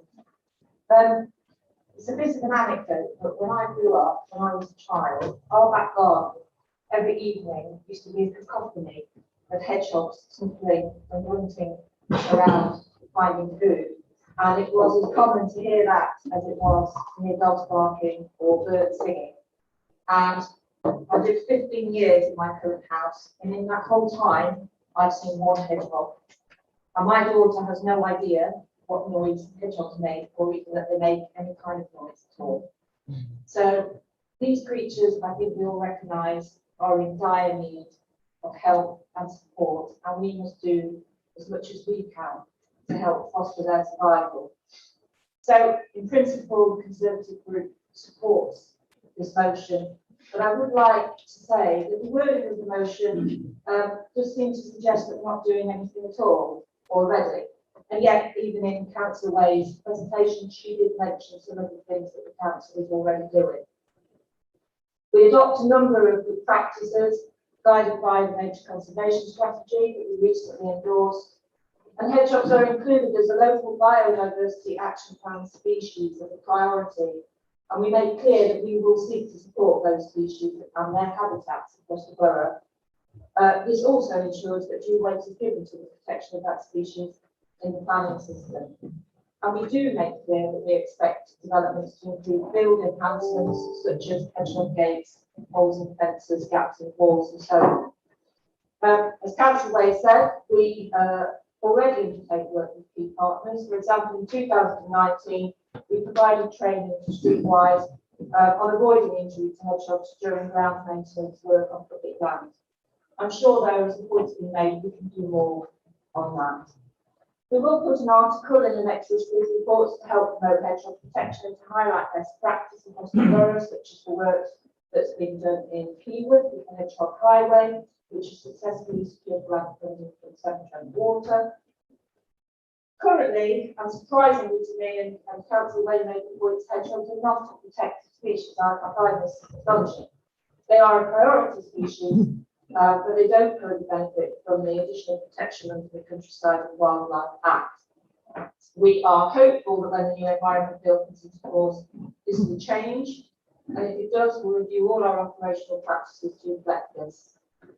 On planning, hedgehogs are already a material consideration in the process, and in some cases we do impose a condition.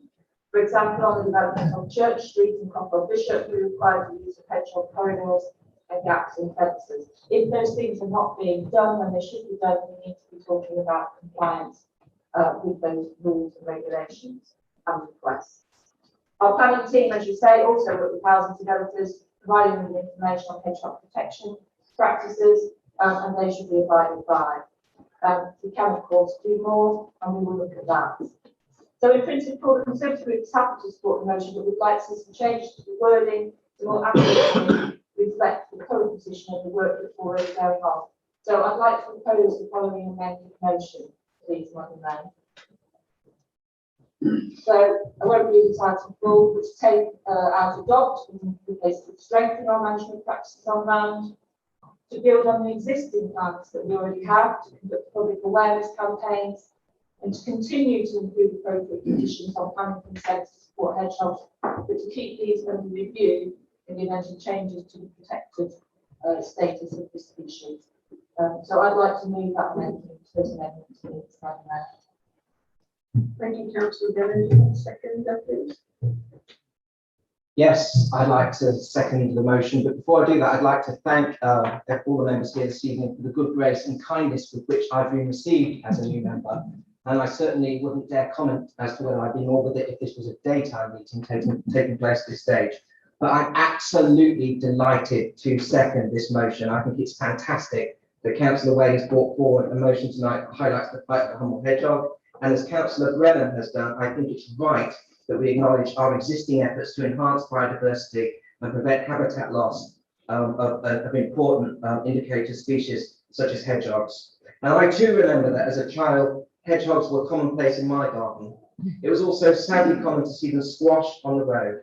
Now it's a rare sight indeed to see a hedgehog at all in any circumstances, which in terms of all species survival, including our own, has quite terrifying potential implications. It's excellent that the Eastleigh Hedgehog Group, championed by Holly Gibson, now has 300 followers.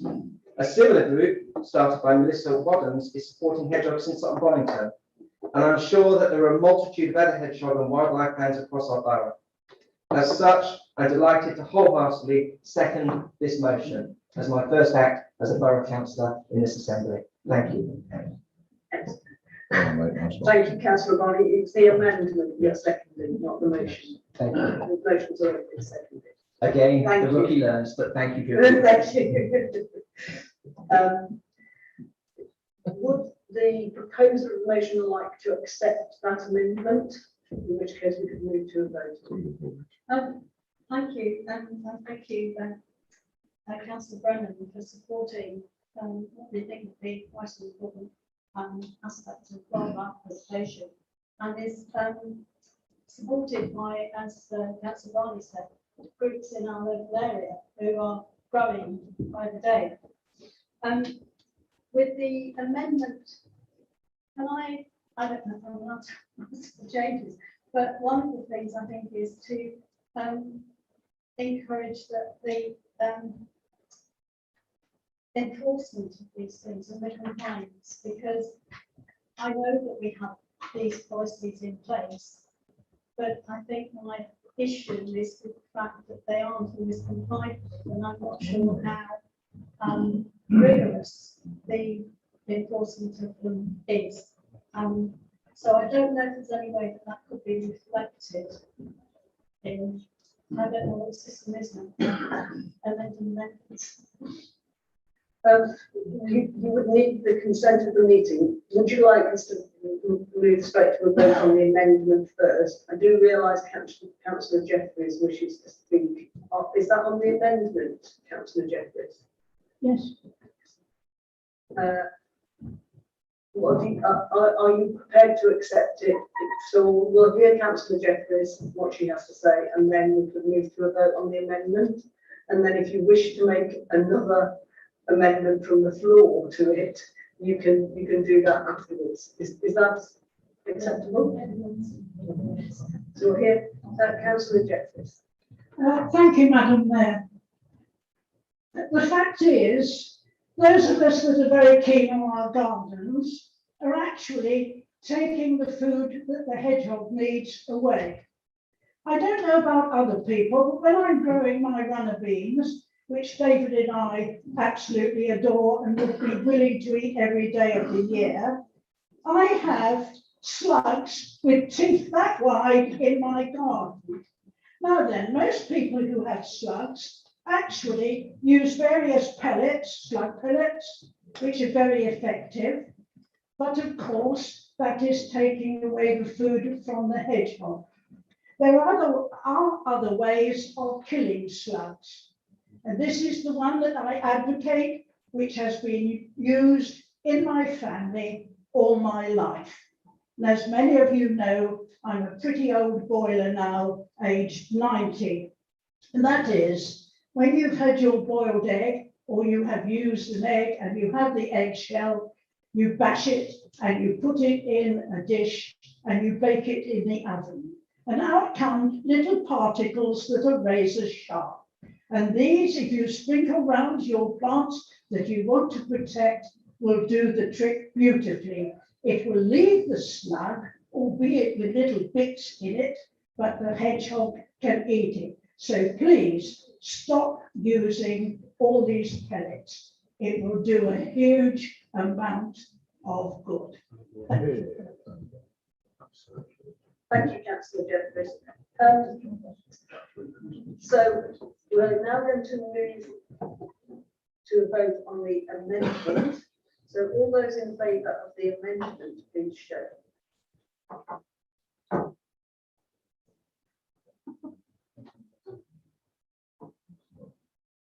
Thank you, that's clearly carried unanimously, I think.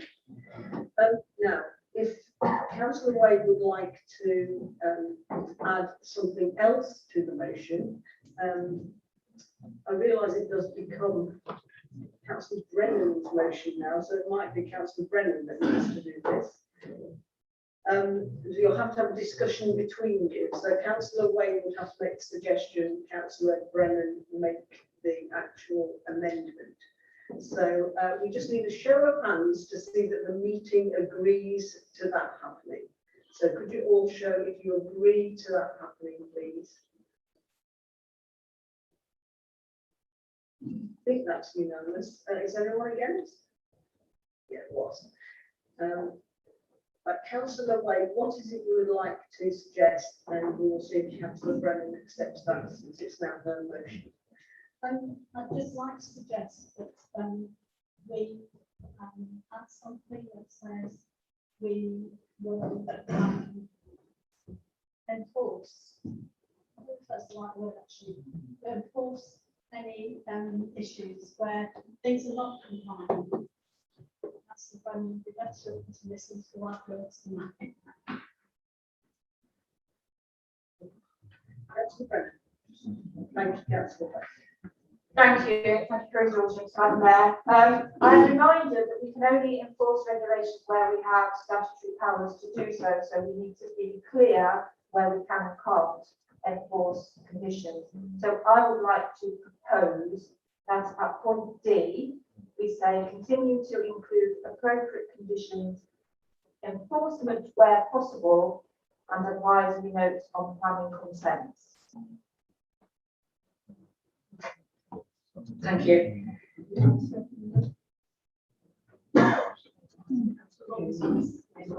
Councillor Robinson is seconding.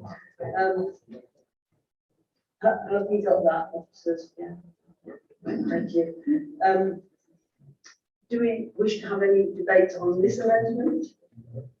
So we'll move to a vote on that amendment and then we'll return to the substantive motion. So this is on the amendment to add that additional bit of wording about possible enforcement. All those in favour, please. Thank you. That's unanimous. All against? It's unanimous. And now we move to the substantive motion, which I realise has changed somewhat, but nevertheless, you did reserve your right to speak, Councillor Walker. So if you would like to speak now. Oh, sorry. Does anyone else want to speak on the whole motion? Sorry, I beg your pardon, Councillor Campbell. It's only really quick. In the spirit of cross-party work, I just want to congratulate the council and the council workers who in my ward really have taken on board this agenda and are really working hard to increase wildlife. And I don't know if you can see this sign, please excuse the weeds, we're feeding the bees. It's not only doing it, it's explaining it to the public and educating the public. I think it's so important. So I'd really like to thank the council for doing that in Abbey Ward. Thank you, Councillor Gowland. I also have taken a picture on my phone of that, a similar signing on the looking there. Any other group leaders wish to speak? Councillor Malindon, you had your hand up. Thank you, Madam Mayor. Yes, also happy to support this. Splendid idea. Just looking at some of the developments that we've got in the area. Out the back of here, we've got a development behind the arena. It includes hedgehog gardens, badger close, woodpecker close, starling close, magpie close, Foxfield Way. I wonder how many of those animals we can actually find out there. I would guess birds, but not any of the others maybe. It's a real shame, and it is a sad fact that wherever humans have gone in the world, extinctions have followed. We got an opportunity here to head off the extinction of the hedgehog because that's what it's facing now. So support this motion and let's get out there and do our bit. Thank you. Thank you, Councillor Malindon. Councillor Walker, please. Yeah, I don't have anything else to add, so just great to see you. Thank you. Thank you, Councillor Walker. So we'll move to a vote on that whole motion. Unless Councillor Brennan wants to add anything else. So all those in favour, please.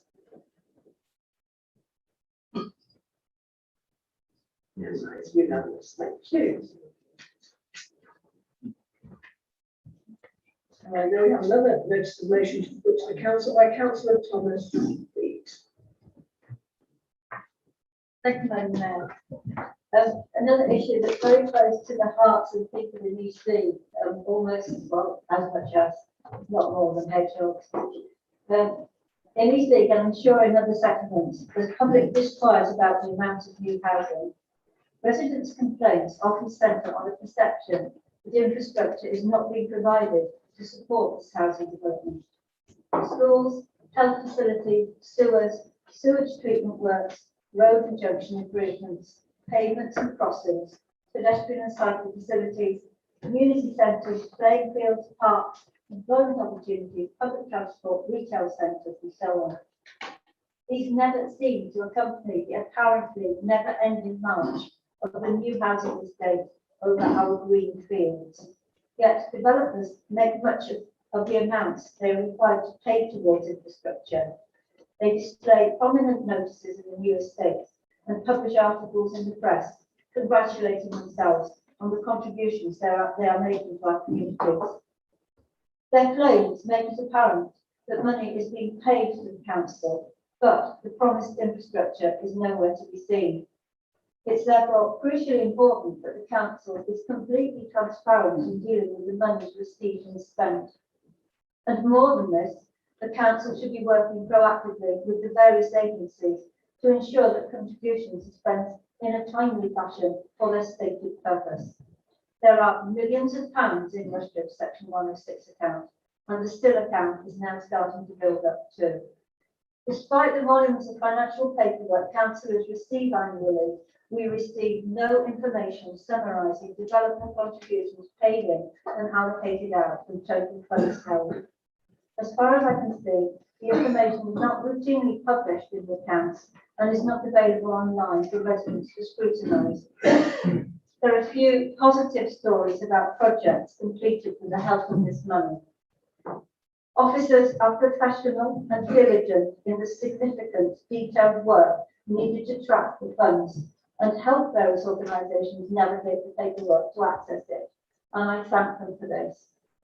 The growth boards do identify funding available and work with various agencies to bring forward projects. There is absolutely nothing to indicate that this has not been handled entirely properly by Rushcliffe, and I am in no way suggesting this.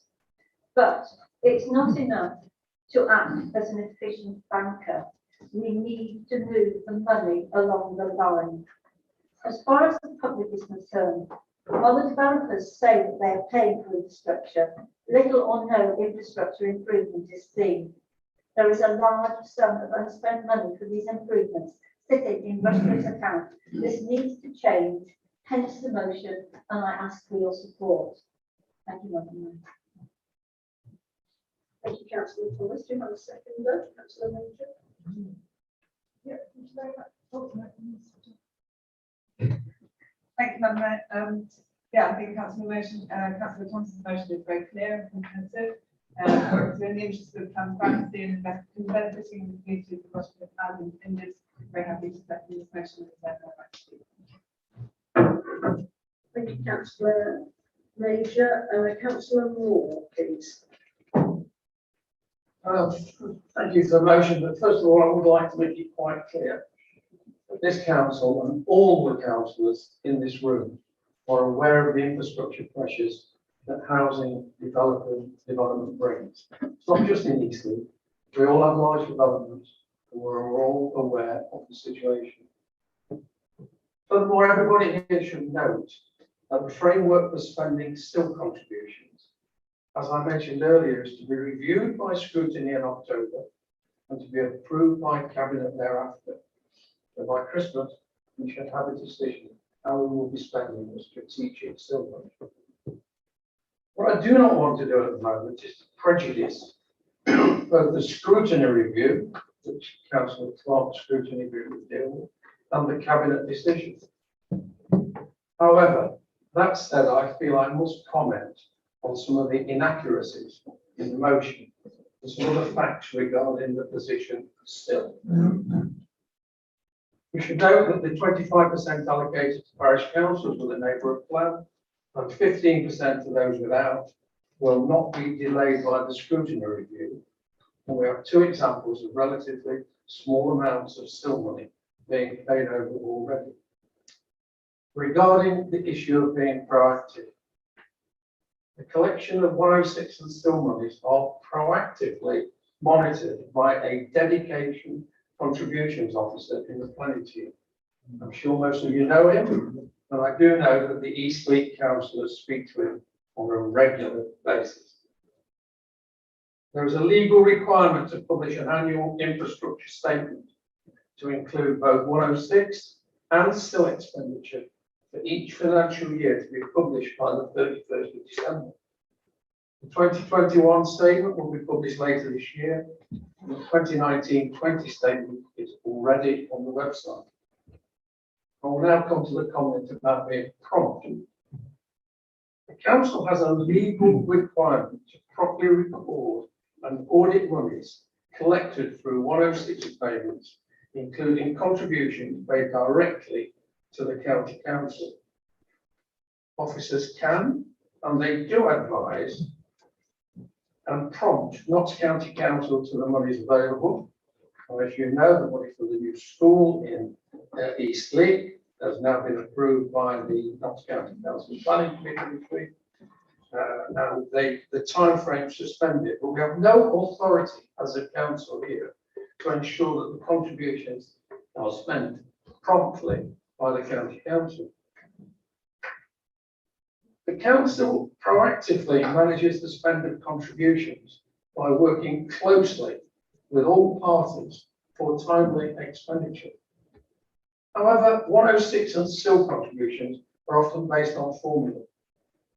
The contributions do not always fully cover the cost of new infrastructure. You and I have debated this subject. Other sources of funding need to be secured, which can delay monies being spent. And I know in several conversations this week that the councillors in Eastleigh are fully aware of this. One example, waiting for £375,000 of the Football Association, which I really hope we get. Now the issue of cash flow. We do not rely on this money for cash flow purposes. We use cash flow and we have an appropriate cash flow management team. Finally, regarding budget reporting, the annual report covers money collected, money spent, and the locations where it is spent.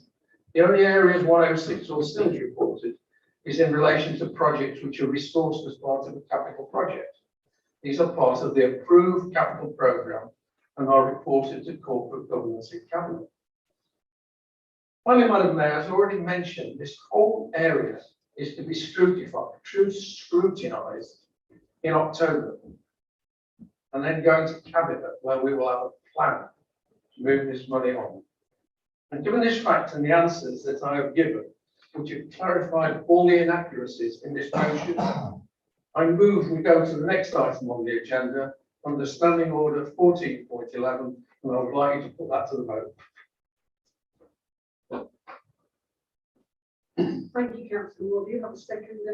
Second that. You wish to speak, Councillor Robinson? Just very quickly, just backing up what Councillor Moore says, there is a process, we give the timescale.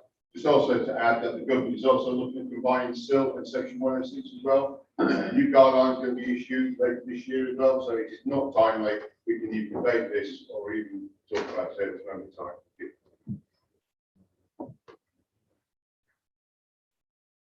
Right. I realise that some people haven't spoken.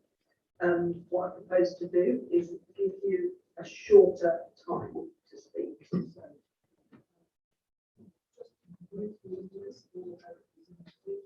So, in the case of Councillor Major, it will be you've already spoken. And there isn't anyone else who will be here.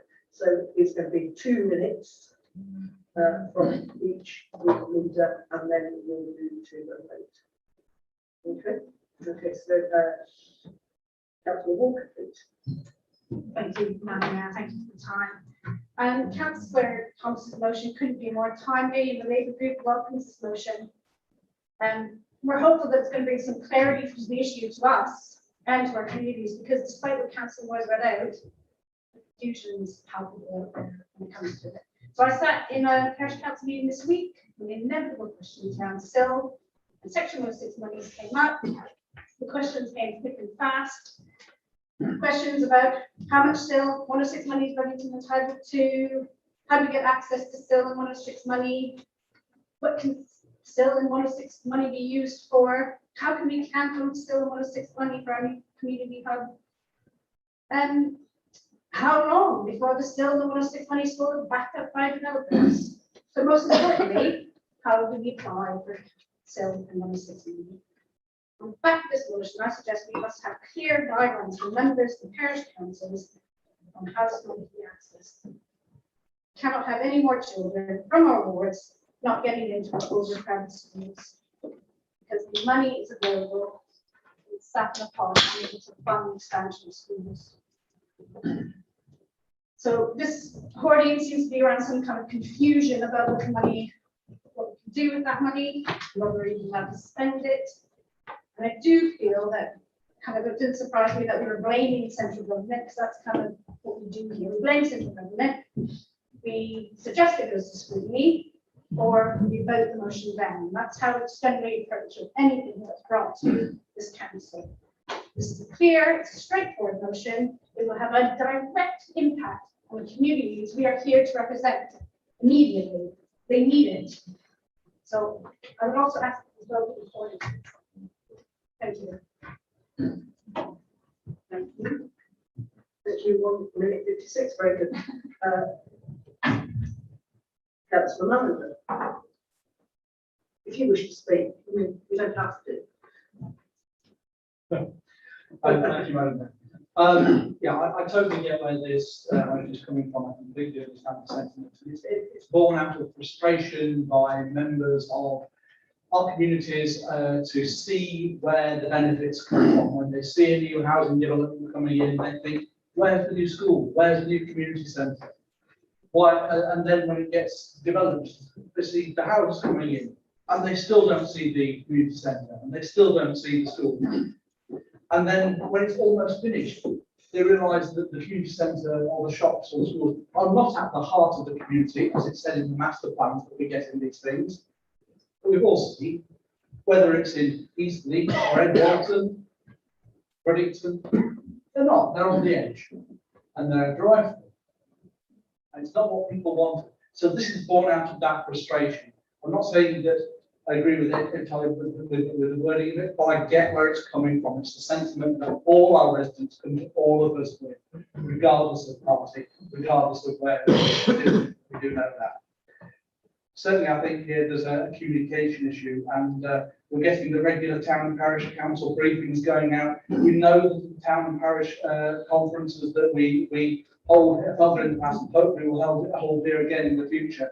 Planning always comes up. So this is obviously something to add to the agenda to let our residents know and help them understand. That is part of our job, to help our residents understand how the process works, but also to challenge it when it's not working properly. Thank you. Well, Councillor Thomas. Yes, thank you, Madam Mayor. I am quite disappointed that the Conservative Party are moving this without really discussing it.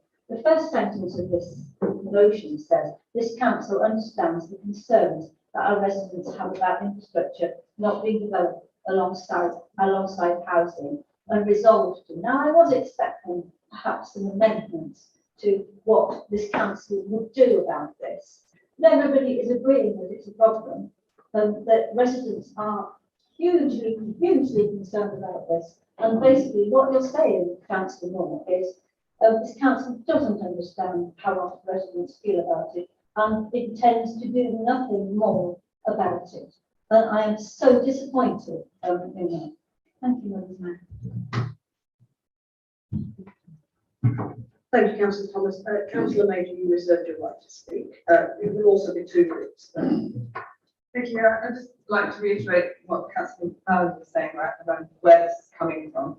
And it feels to me that this is not a particularly big ask to be transparent and clear about where all this money is going, and surely that's a positive thing for everyone involved. It's we want to be spending, the state want to be spending, collecting it on the basis that it's going to go towards the right things, and yet we're sitting on our hands and not actually doing anything with it. I don't think it's okay to wait until October to scrutinise this, and then as we kind of understand the scrutiny, it largely involves the Conservatives and it doesn't necessarily involve the rest of the party. So again, it's us bringing this to the table. Sorry. Oh, point of order, Madam Point of Chair. order, Madam Mayor, she's not correct there. Scrutiny is all cross member, so it's absolutely correct. Please. Okay, fair enough. I'll take that. So yeah, I'm disappointed that you have just decided to completely disregard this motion and just sweep it under the carpet. I don't think that's unnecessary and yeah, disappointed.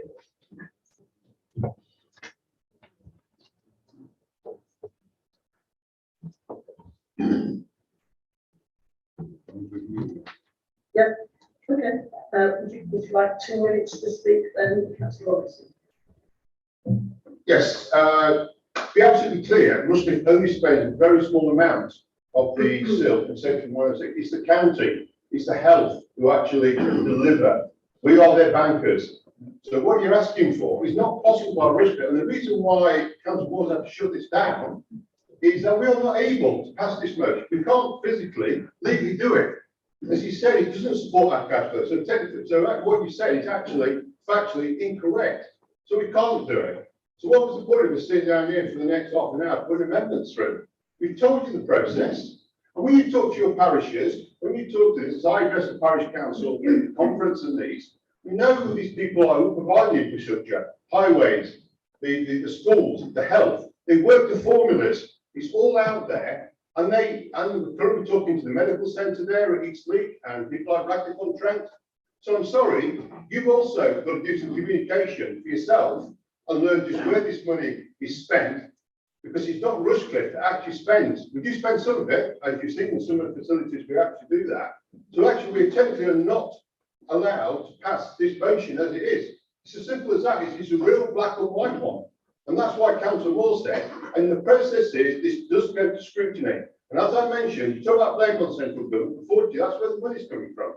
And they are looking at how better to put this together, and these guidelines come in. And the scrutiny will look how best to allocate this. And that scrutiny says is cross member. You do have your say in that. It will be done by Christmas. So you can say to all your parishes, your residents, you can lay it out. If you choose not to, and come to full council, so I don't know what's going on, I don't know who spends it. And it's absolute nonsense. It is clear, it is absolutely not acceptable for motions like this, because they would just trick us up and they're just not enforceable and they're not correct. Thank you.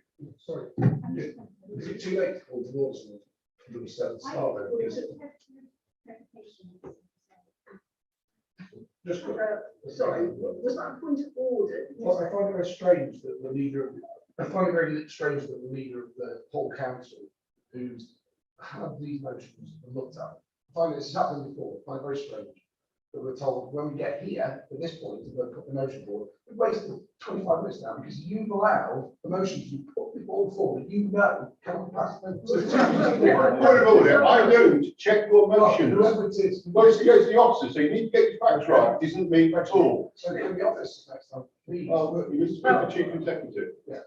And secondly, then, what you can do knowing that is you could, by knowing that certain elements of it are not bringable, you could just amend those things and take them what's allowed. That's a Yeah, simple process. sorry, I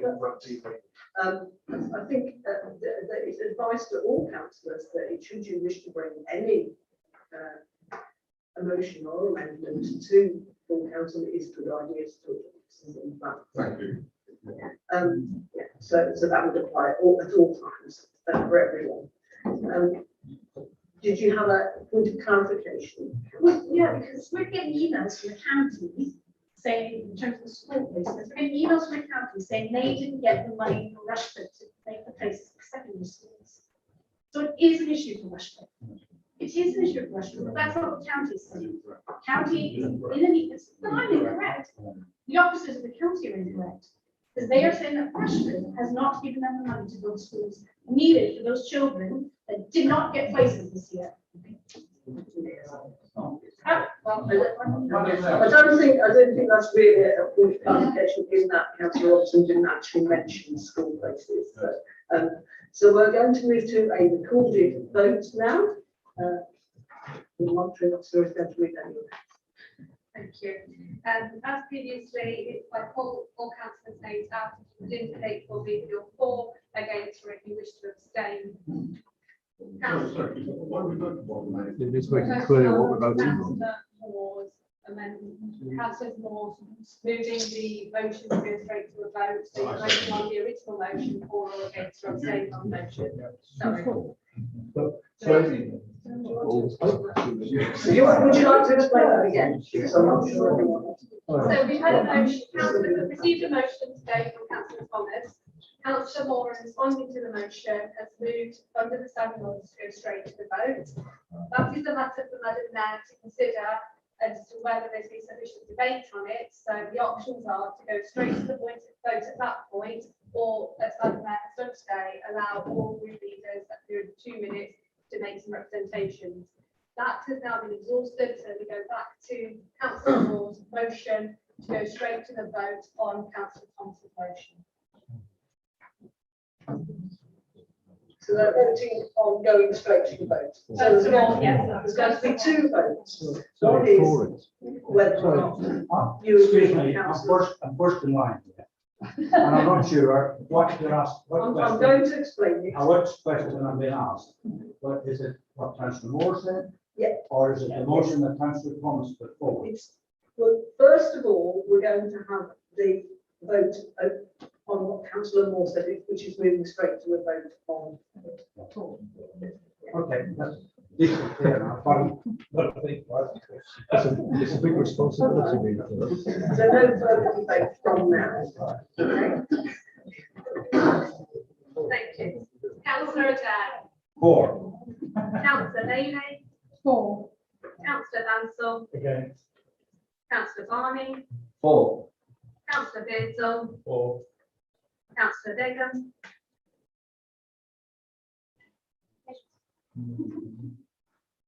Councillor Brennan. 4. Councillor Butler. 4. Councillor Clark. 4. Councillor Cumberlack. 4.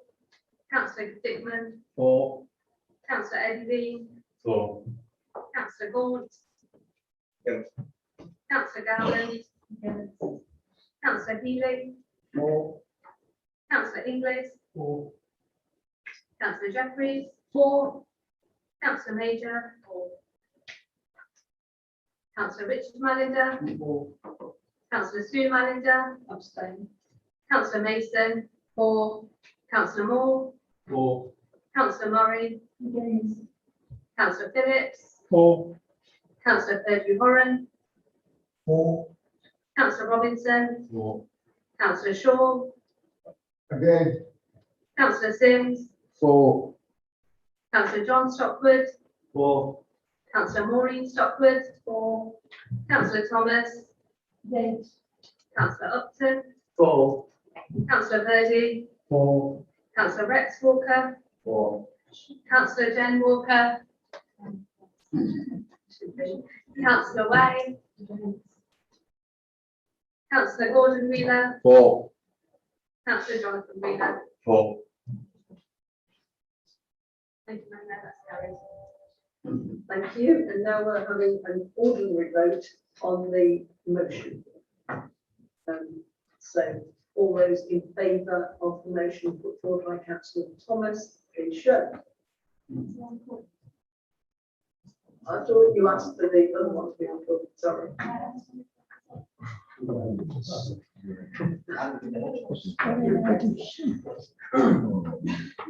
Sorry. Okay, councillors, I think you're all familiar with the requirements now, so I'll just go straight to reading the name. Councillor Adair. Against. Councillor Bailey. Against. Councillor Bansal. 4. Councillor Barney. Against. Councillor Beardsall. Against. Councillor Begum. Councillor Brennan. Councillor Butler. Against. Councillor Clark. Against. Councillor Cumberlack. Councillor Dickman. Against. Councillor Eddie. Against. Councillor Gaunt. 4. Councillor Gowland.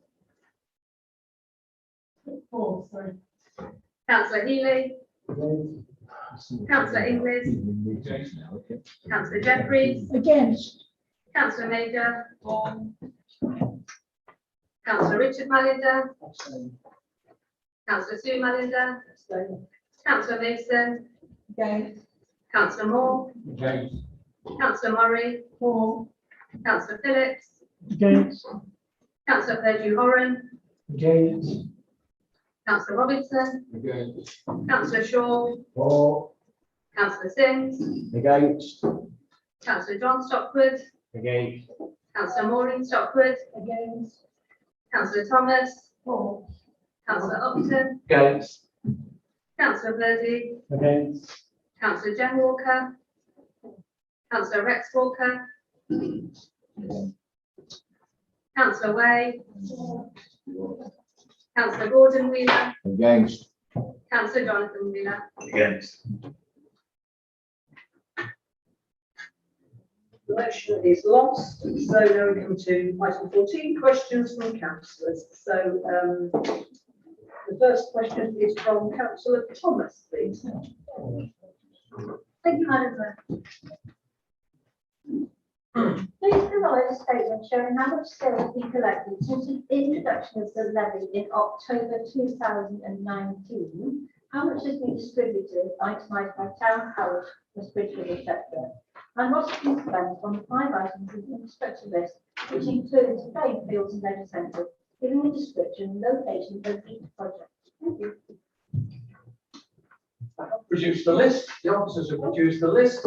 Mrs. Tambini will give you a copy at the end of the meeting. Thank you. Why do we have a separate supplementary question? Is it true that over £20 million paid by developers towards infrastructure is currently held unspent by Rushden? Thank you. Councillor Moore?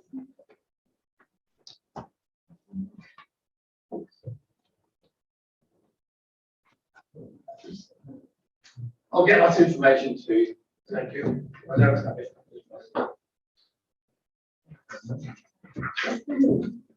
Councillor Gowland has a question as well, please. Thank you. The Bowls Club has been a long-standing feature of this arena since Multiple building was redeveloped. And clearly, we might expect that generally more elderly membership will drop during the pandemic. Please can you explain how the council supported the Bowls Club to increase its membership prior to any change the council might make at the limit viability of the club? Thank you. Councillor Brennan, you would like, please. Thanks for having that. Rushcliffe Indoor Bowls Club is an independent club, and despite this, historically, they've received far more support than any other sports club from both council officers and the leisure operator to aid the administration of the club and to support membership growth. We've supported them through facilitating events, coaching courses, marketing, press releases, and accessing grants to purchase equipment. The council and the leisure operator have met regularly over the years with the club, and those discussions have continued during the pandemic. Unfortunately, club membership has been declining steadily since 2015, pre-pandemic. We were supporting the club to attract new members through press releases and marketing plans as recently as late 2019 and early 2020, and these only ceased when the pandemic hit. The Bowls Hall is the subject of the Cabinet paper in July, and the papers for that will be published shortly. There is, of course, an opportunity to raise further questions at the Cabinet meeting by group leaders once those papers are published. Thank you, Councillor Brennan. Councillor Gowland, do you have a supplementary question? Can you reassure me that any quality assessments back time on that, those papers will take account of the age distribution of the people involved in Bowls Club? Councillor Brennan? Yes. That concludes the business for this evening. Thank you very much for attending, and we hope when we go out.